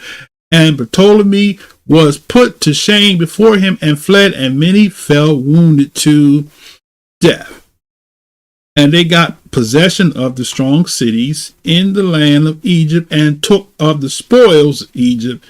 And Antiochus, after that he had smitten Egypt, returned in the 143rd year and went up against Israel and Jerusalem with a great multitude, and entered presumptuously into the sanctuary, and took the golden altar and the candlestick of the light and all that pertained thereunto, and the table of showbread and the cups to pour within the bowls and the golden censers, right? And the veil and the crowns and the adorning of gold which was on the face of the temple, and he scaled it all off. He took the silver and gold, there goes your silver and gold, and he pressed his vessels, and he took the hidden treasures which he found, And when he had taken all, he went away to his own land and made a great slaughter and spoke very presumptuously. And there came out mourning upon Israel in every place where they were, and the rulers and elders groaned, the virgins and young men were made feeble, and the beauty of the women was changed. Every bridegroom took up a lamentation. He that sat in the marriage chamber was in heaviness, and the land was moved for the inhabitants thereof, and the house of Yaakov was clothed with shame. Right? So now, what I'm trying to show you, I'm trying to set you up to show you how that this Epiphanes, right, became the vicar or the replacement or the substitution, or he became the image of Satan to get the Israelites who had the name, because all the other nations lost the name, so they want to get rid of these people that had the name. So watch what happened here. All right. Now, with that said, what I want to do is I want to read that passage on page 58, which I skipped past. So let's go back to 58.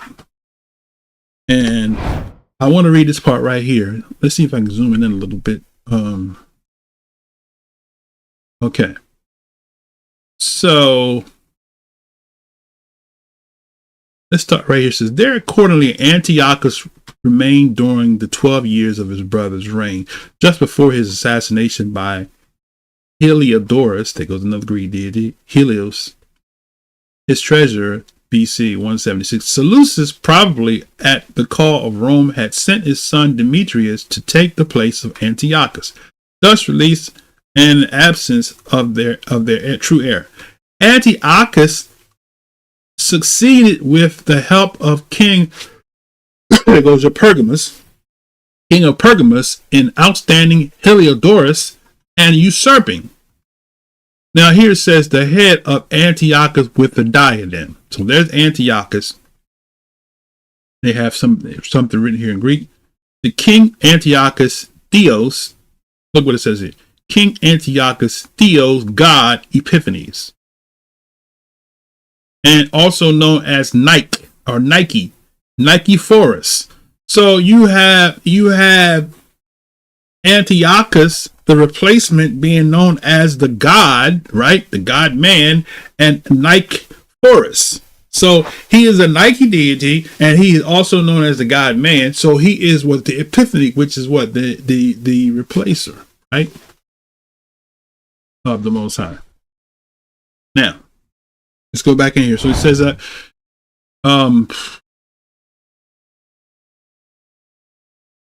the kingdom, the words hostage at Rome are perhaps intended to contrast their mildness of Antiochus with the arrogant cruelty afterwards practiced by him. So here we see here, what I want to point out, this right here, is that his name, he was, it says, Zeus seated on throne holding a figure of Nike. So this Antiochus Epiphanes is this Zeus image, right? With the Nike virus. Okay. And that's a lot right there. Okay. So what I want to do, want to go look further here. So that is, now I asked the question, let's see if I can go here. Is there a relationship between Epiphanes and is there a relationship between Epiphanes and Zeus? I'm trying to find my note there on that. Let's see. Let me go here right quick. Okay.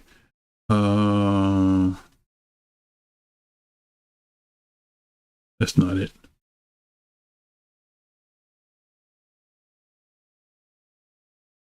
Okay, let's see. Where is it? Okay. Let's do it again. It might be up here because I was. Hey, hold on. What is the relationship between Epiphanes and Zeus.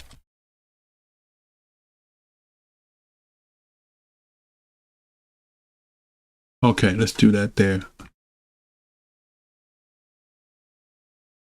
Okay, so he says the relationship between the term Epiphanies and the god Zeus is one of divine manifestation and political propaganda, centered on the Seleucid king Antiochus IV. Here's a detailed breakdown of significant historical religious connection. Antiochus IV and their title Epiphanies. The connection is established because Seleucid king Antiochus IV, who reigned 175 to 164, officially adopted the title Antiochus the Theos Epiphanes. There you go. Antiochus the king, Theos the Greek god, Epiphanes Greek manifest or God made manifest. There it is. The claim and manifestation by adopting this title, Antiochus IV was claiming that he was a living, visible manifestation of a major god on earth. In the context of Greek pantheon and Hellenistic world, the god most frequently associated with supreme power and rulership was Zeus, right? So what? So Epiphanes becomes Zeus.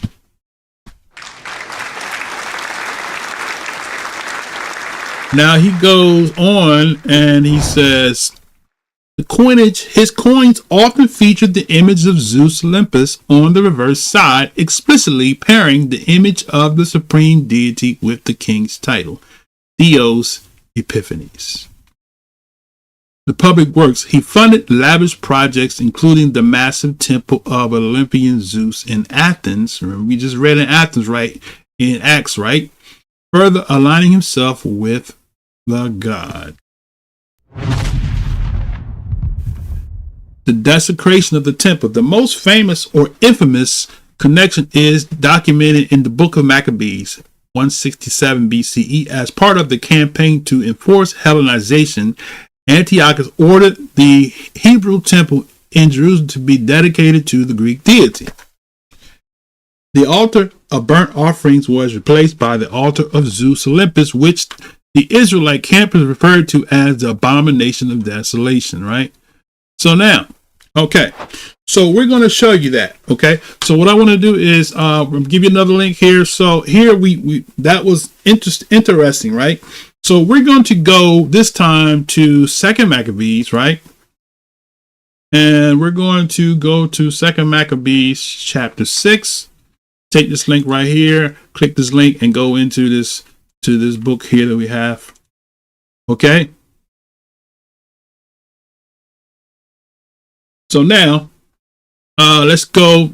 This Maccabees, that's chapter 2nd Maccabees. Okay, so we're gonna go here.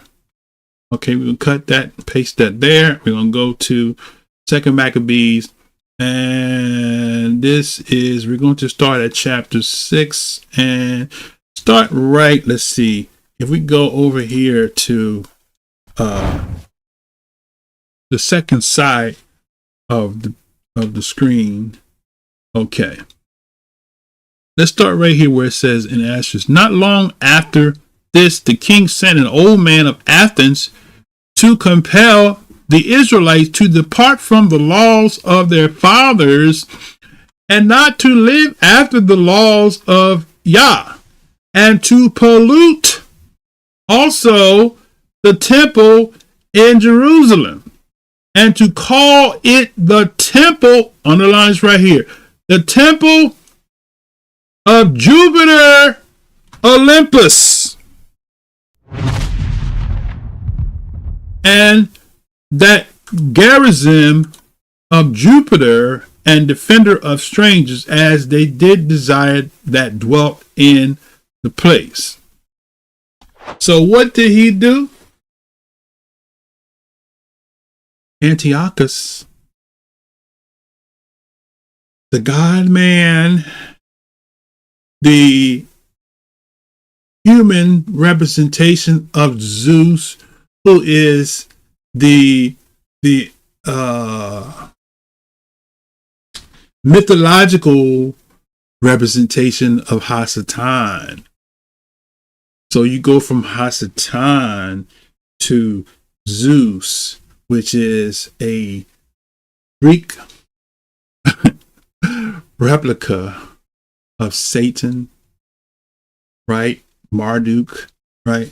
In this book, they're all the same, connects them. So when you see that that's where we embraced the worship of the sun, because Zeus represents the sky deity, the sun, right? Now, so when we go further in that, I want to show you that he convinced them to call the temple Jupiter Olympus, right? Now, that's a lot. It's a lot. So what I want to do is let's go to page 112 in the same book. And I'm going to give you the link here so you can go right straight to that page. Okay. And we're going to go to that page directly. And we're going to read this part right here. Okay.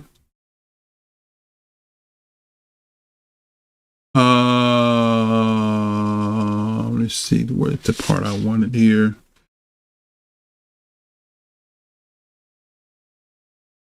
Is this the part I wanted?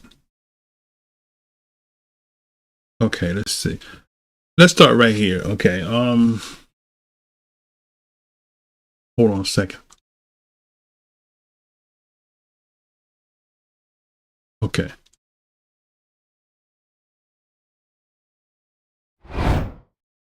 So when Antiochus had carried out the temple, 1,800 talents were departed in all haste unto Antiochus, weaning in his pride to make the land navigable and the sea passable by foot. Such was the haughtiness of his mind. He left governors to vex the nation at Jerusalem. Philip, for his country, a Phrygian, and for manners more barbarous than he that set him there.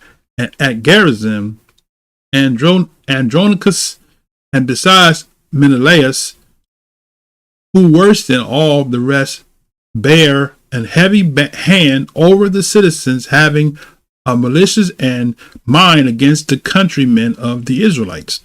He sent also that detestable ringleader Apollonius with the army of 22,000, commanding him to slay all those that were in their best age, and to sell the women and the younger sort, who coming to Jerusalem and pretending peace, did forbear till the Kodesh day of the Sabbath, when taking the Israelites, keeping the Kodesh day, he commanded his men to arm themselves.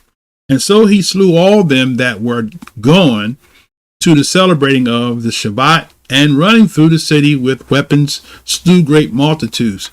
But Yehudis Maccabees, with 9 others, or thereabout, withdrew himself into the wilderness, and lived in the mountains after the manner of the beast, with his company, who fed on herbs continually, lest they should be partakers of the pollution. Not long after this, the king sent an old man of Athens to compel the Yehudim to depart from the laws of the fathers. Okay, so we read that part there. Okay, I was trying to get to let's see. Okay, let's continue. Let's continue where that part there. Okay, so we read this part right here. Okay, let's start here. The coming in of this mischief was sore and grievous to the people, for the temple was filled with riot and reveling by the Gentiles, who dealt with harlots, and had to do with women with the circuit of the Kodesh place, and besides that, brought in things that were not lawful. The altar was also filled with profane things which the law forbids. Neither was it lawful for a man to keep the Shabbat days, or ancient feasts, or profess himself at all to be an Israelite. And in the day of the king's birth, every mouth they were brought by bitter constraint to eat of sacrifices. Woo! And when the feast of Bacchus, was kept by the Israelites, were compelled to go in possession of Bacchus, carrying ivy. There goes your mistletoes and stuff. Moreover, there went out a decree of the neighbor cities of the heathens by the suggestion of Ptolemy against the Yahudim, that they should observe the same fashions and be partakers of their sacrifices. Deck the halls of barrels of holly, huh? And whoso would not conform themselves to the manners of the Gentiles should be put to death. Then might a man have seen the present misery, for there are 2 women brought who had circumcised their children, whom they had openly led round about the city, and babies hanging by their breasts. They cast them down head long from the wall, and others that had run together into caves near by and kept the Shabbat day secretly, being discovered by Philip, were all burned together because they made conscience to help themselves for the honor of the most Kodesh day.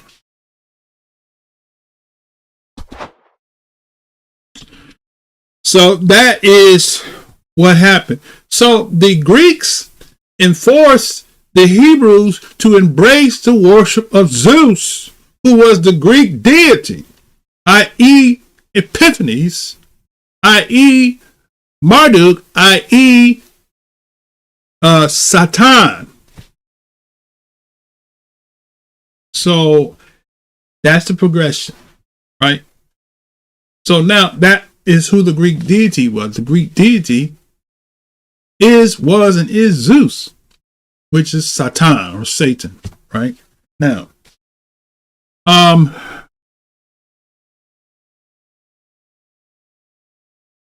so what time is it? It's 11 o'clock.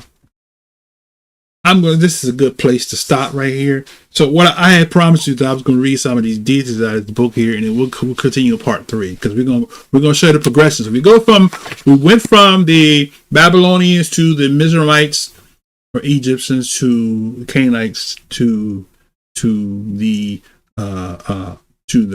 Greeks, right? We kind of skipped through the Persians, but we'll cover a little bit of that in here, right? So now what I want to do is, if you're interested in buying this book, here's the book here. This was published in 2004. There are other books, but this book here is compact and it's right there. It's right straight to the point, right? So in this book, right? So we started out with the Eastern deities, right? We mentioned. So in this book, it talks about. Let me put my CNI glasses on. You can see this page here. Okay. You probably can't see it because of the color. But so start with Enki. Enki, right? Enki was called the god of fresh water. Enki. Okay.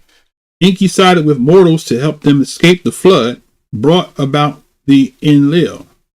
He was the deity of fresh water, including lakes, rivers, marshes, springs, and wells. Okay. He lived in the underground waters that the Babylonians believed supported the earth. So he he emerged to instruct men in agriculture and irrigation and devised the order of inheritance in civilization. Enki had esoteric knowledge about the nature of life and could raise mortals from the dead. The Babylonians drew him as a seated figure with long beard surrounded by water. They also picture him with a body that tapered into the form of a fish. So that is actually equivalent to Dagon. Okay, now you have Enlil. Enlil was called the god of the air. Enlil, E-N-L-I-L, right? I'm not going to read each definition. I'm just going to give you the names. You got Gilgamesh and who they are. Gilgamesh was the mortal. It says mortal here and underworld deity. So that's Gilgamesh. So kind of equivalent to the Greek. The Greek Hades is equivalent to the Canaanite Gilgamesh, right?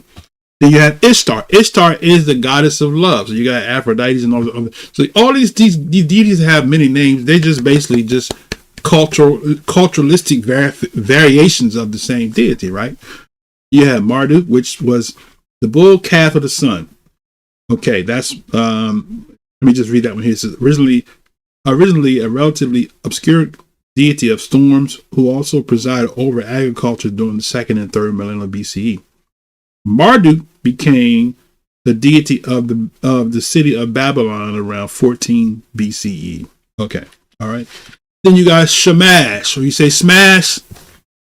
That's how you pronounce it. Smash is spelled S-H-A-M-A-S. So, Brother Doogie Dollars, Smash is a deity. Okay, all right. Sin is another deity. Sin is the Lord of the calendar. Sin, right? S-I-N, Sin.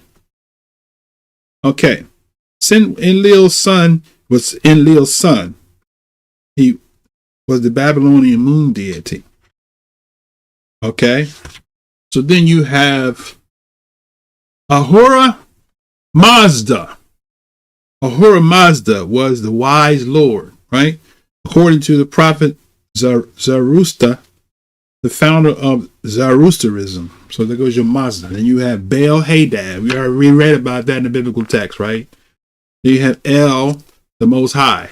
So I believe that before Baal or El became an actual carved deity, that the Canaanites actually really served the Most High, that they called him El.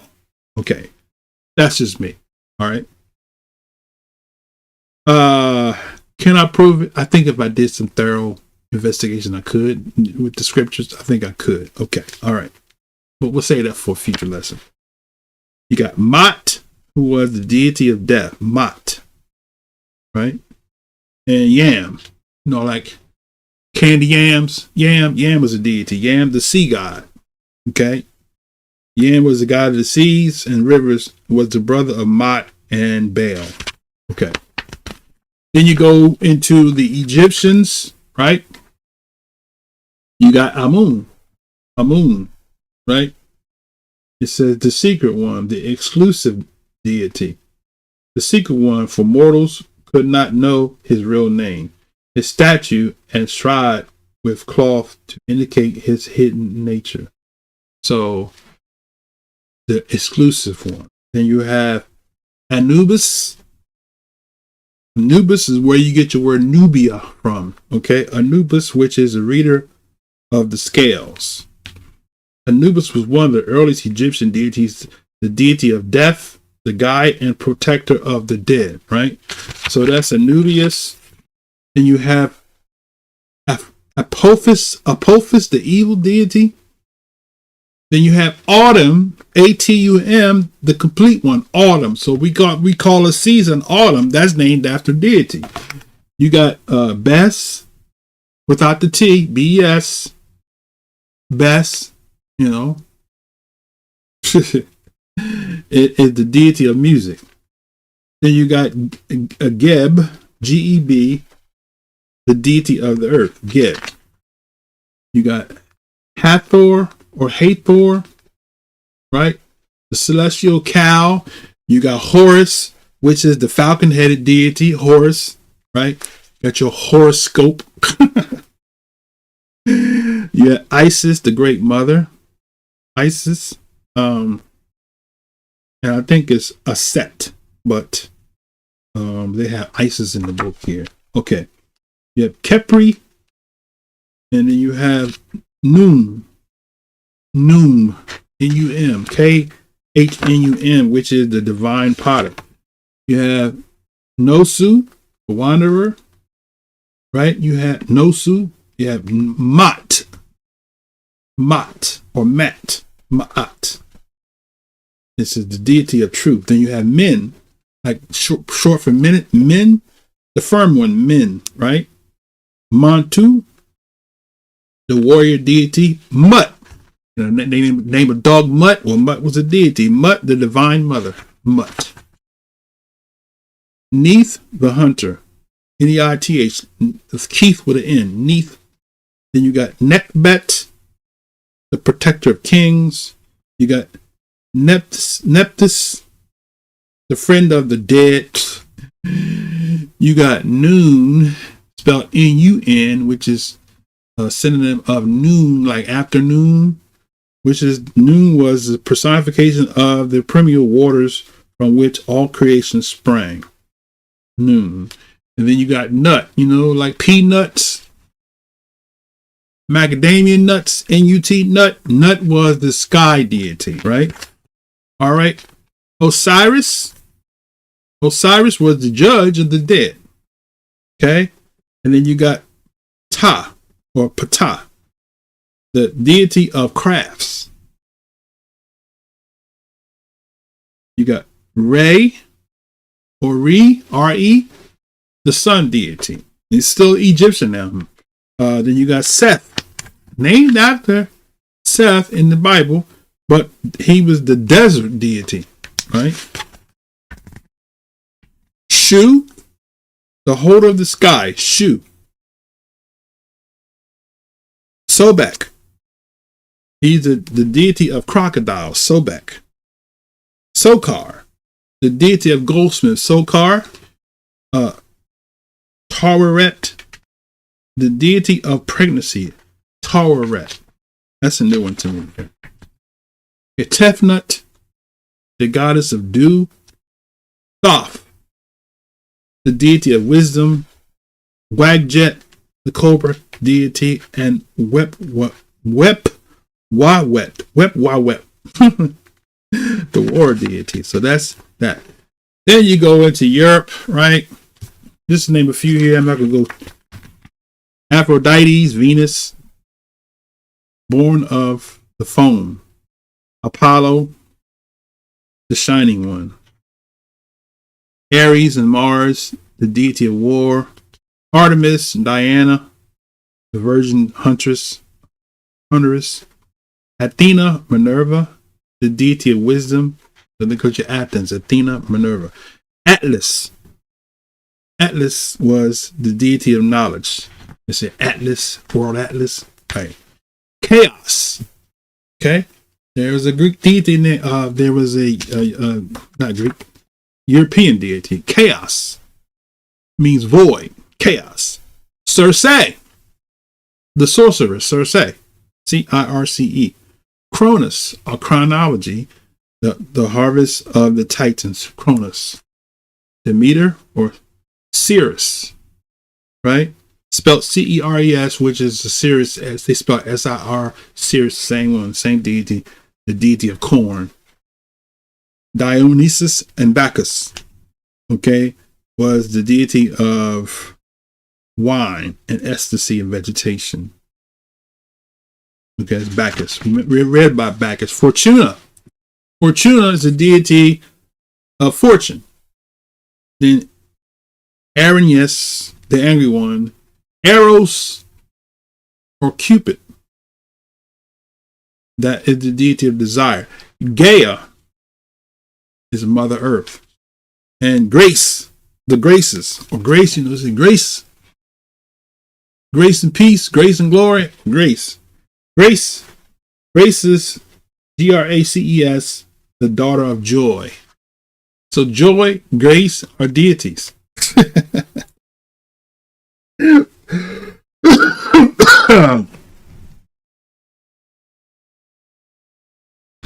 Hades, Pluto.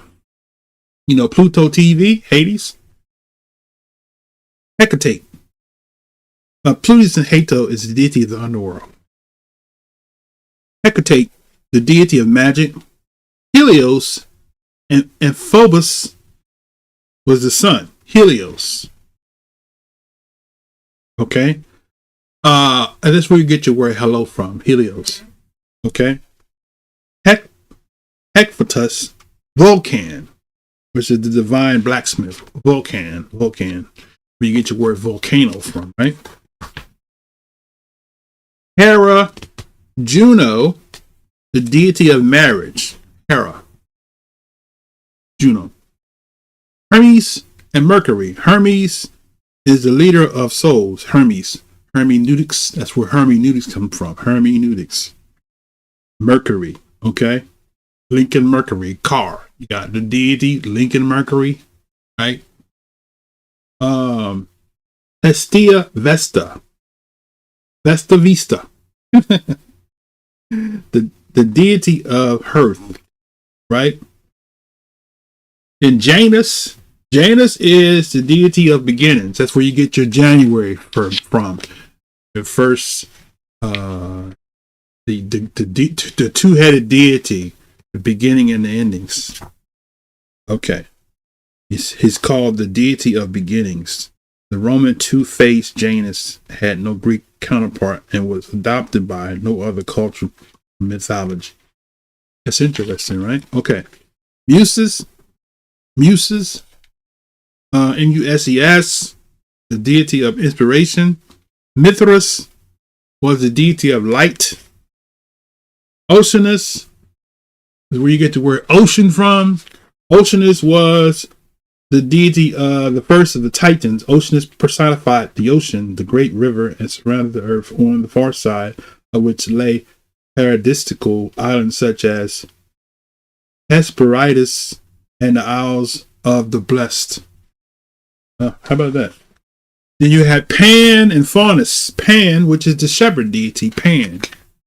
You know, Pan-African. So when you call yourself a Pan-African, you call yourself after a European deity named Pan. Persephone was the queen of the dead. Poseidon and Neptune, right? Deity of the sea. Prometheus is the deity, the creator of mankind, okay? Rhea was the mother of Zeus, right? Romulus was the founder of Rome. Romulus and his twin brother Remus are the mythical founders of Rome, the sons of Mars. They were raised by a she-wolf after their grandfather, King Amulus, ordered their deaths, fearing that they might grow up to dispose him, right? So that's Romulus and Remus. You got Senua, the unknown deity, Uranus, ancestor of the deities, and you got Zeus/Jupiter, right? The father of the gods and men. So he's the God man. Get out of here with that one there. He's the God man.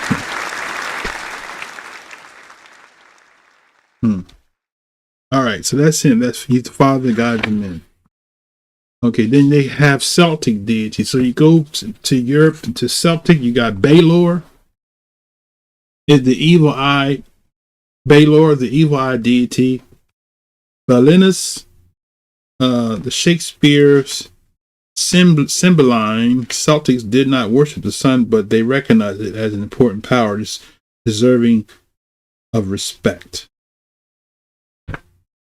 Bridget was the wise woman. Ceridwen, the mother of Taliesin. Cernunnos, the horn one. Dagda, the father of all. Danu, the waters of heaven. Dion, the Irish deity of medicine. Don, the dark one. Epona, the divine Norse. Gabinu, the brewer of the deities. And this is Lug, the long-armed one. Okay. Some of these deities I don't know. Here's one, Math.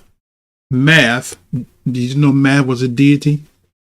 Math is the magician and king. The great magician and king Math was the brother of the mother deity Danu, or Don, and was the deity of increasing prosperity. There goes your math. The math ain't mathing. There's a deity.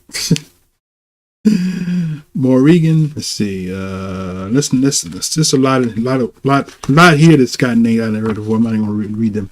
You got the Norse. Let's see. If I can find one with a name we know we all familiar with. Okay, we got Bregu. We got Freya, the Lady of Love. And then you got Freyr, the male version, the harvest deity. You got Frigg, which is the queen of the deities. Frigg originated as an earth mother and became the deity of conjugal love and marriage. Right? Frigg, I think Frigg is your Friday, right? The day of the week, Friday. Named after her. Okay.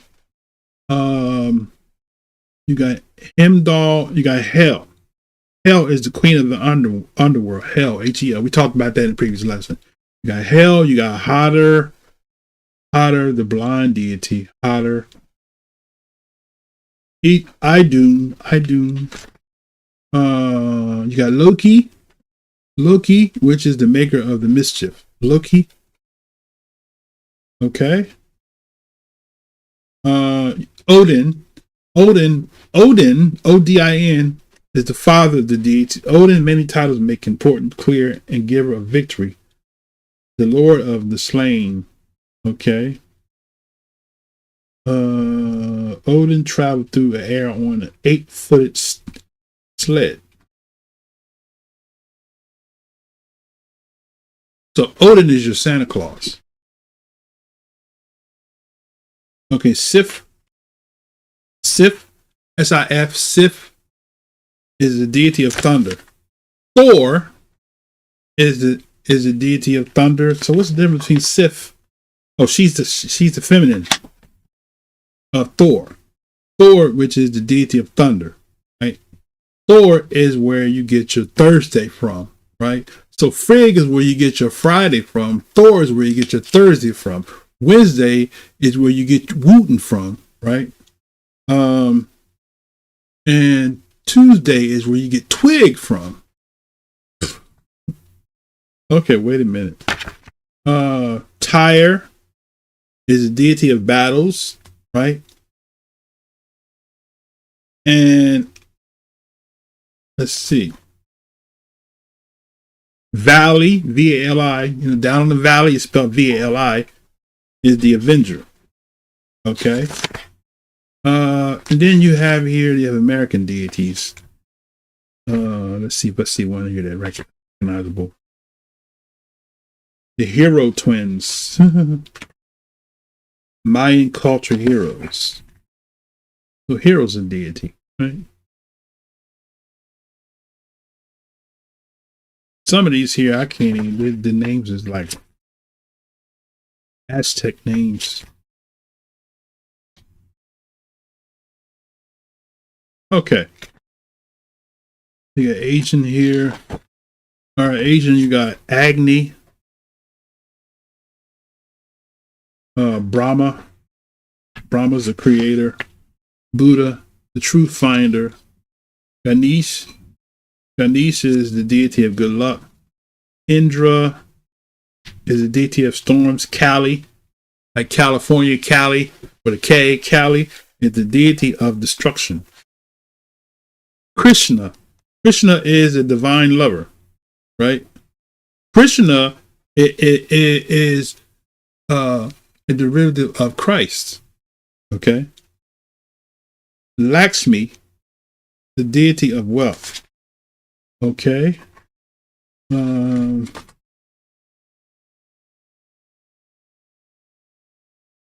Rama is the charming deity. Rama, R-A-M-A, Rama. Okay, Shiv, the destroyer. Vishnu, the preserver. Yama, the deity of the dead. These are Chinese. Okay. How about this one here? Yeah, I probably never heard this one here. Monkey. Monkey is the Chinese deity of victory. Monkey. How about that?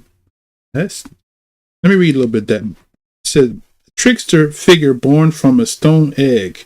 Monkey, otherwise known as the Sun Wukong, was the central character in the Chinese legend, The Journey to the West, in which the deities and demons battle with each other. Interesting. Monkey. You got Japanese deities. Whew. Can't pronounce that one. But there's more than this in this book, but they have a lot in here. NRE, the deity of rice.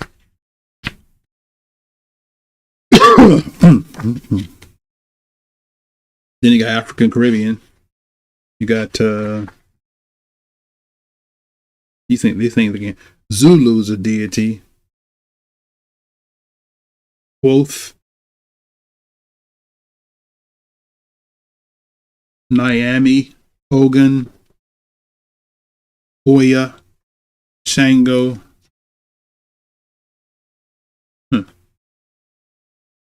Okay. Agui, Dambala. Okay. So I'm running to the end of it. Okay. They got oceanic deities. Who are these oceanic? Who they have here? Let's see. Papa. Papa and Rangi. Parents of the deities. Papa. How about that? Rainbow snake. The spirit of the waters, rainbow snake. That's the name of the deity, the rainbow snake. Haney. YAHWH sisters. Okay. All right. That's it. So we'll pick it up next week, and we'll go a little further in depth. We'll go. We kind of touch a little bit on the Romans, the deities, and so we're going to amplify, and we're going to graduate each week to each one of the cultures. So we're basically showing you that the God that has many names is the same deity, which is Satan, that went to all the different nations when the people's language was confounded, and they went to their various territories. They all went to their civilizations in worship of the same deity and his sibling, i.e., or children, with different names, right? So that's all I have for today. Pray you got some out of this. And if you're not a subscriber to the channel, please go ahead and subscribe and like the video so that it can get into the algorithm. That's the only purpose of liking the video. It's not that you saying I agree with everything you said in the video. It's just basically putting it out there. When you like a video, it helps the channel to get more hits. I'm convinced that this channel, the way it's established, is not a money-making channel. So if you notice, I stopped putting the commercial in the videos because it's not really a money-making channel. At some future time, I'm going to create a channel that'll be a money-making channel. It won't be a channel that I'm going to actually teach the Bible. I cover different things. Once I become free, which I'm looking more so towards the spring of the year, I'll be completely out of debt.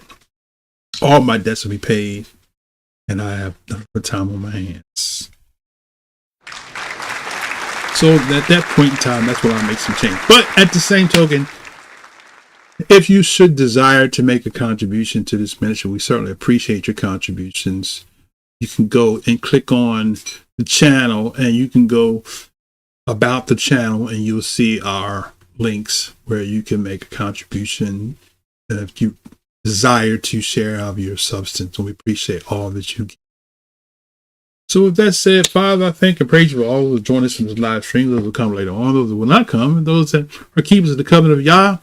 We pray that the peace of Yah that passes all comprehension keep our hearts and minds through Yahshua the Messiah. To meet again at the point in time, we say hallelujah, hallelujah, hallelujah, Shabbat shalom, Shabbat shalom, Shabbat shalom.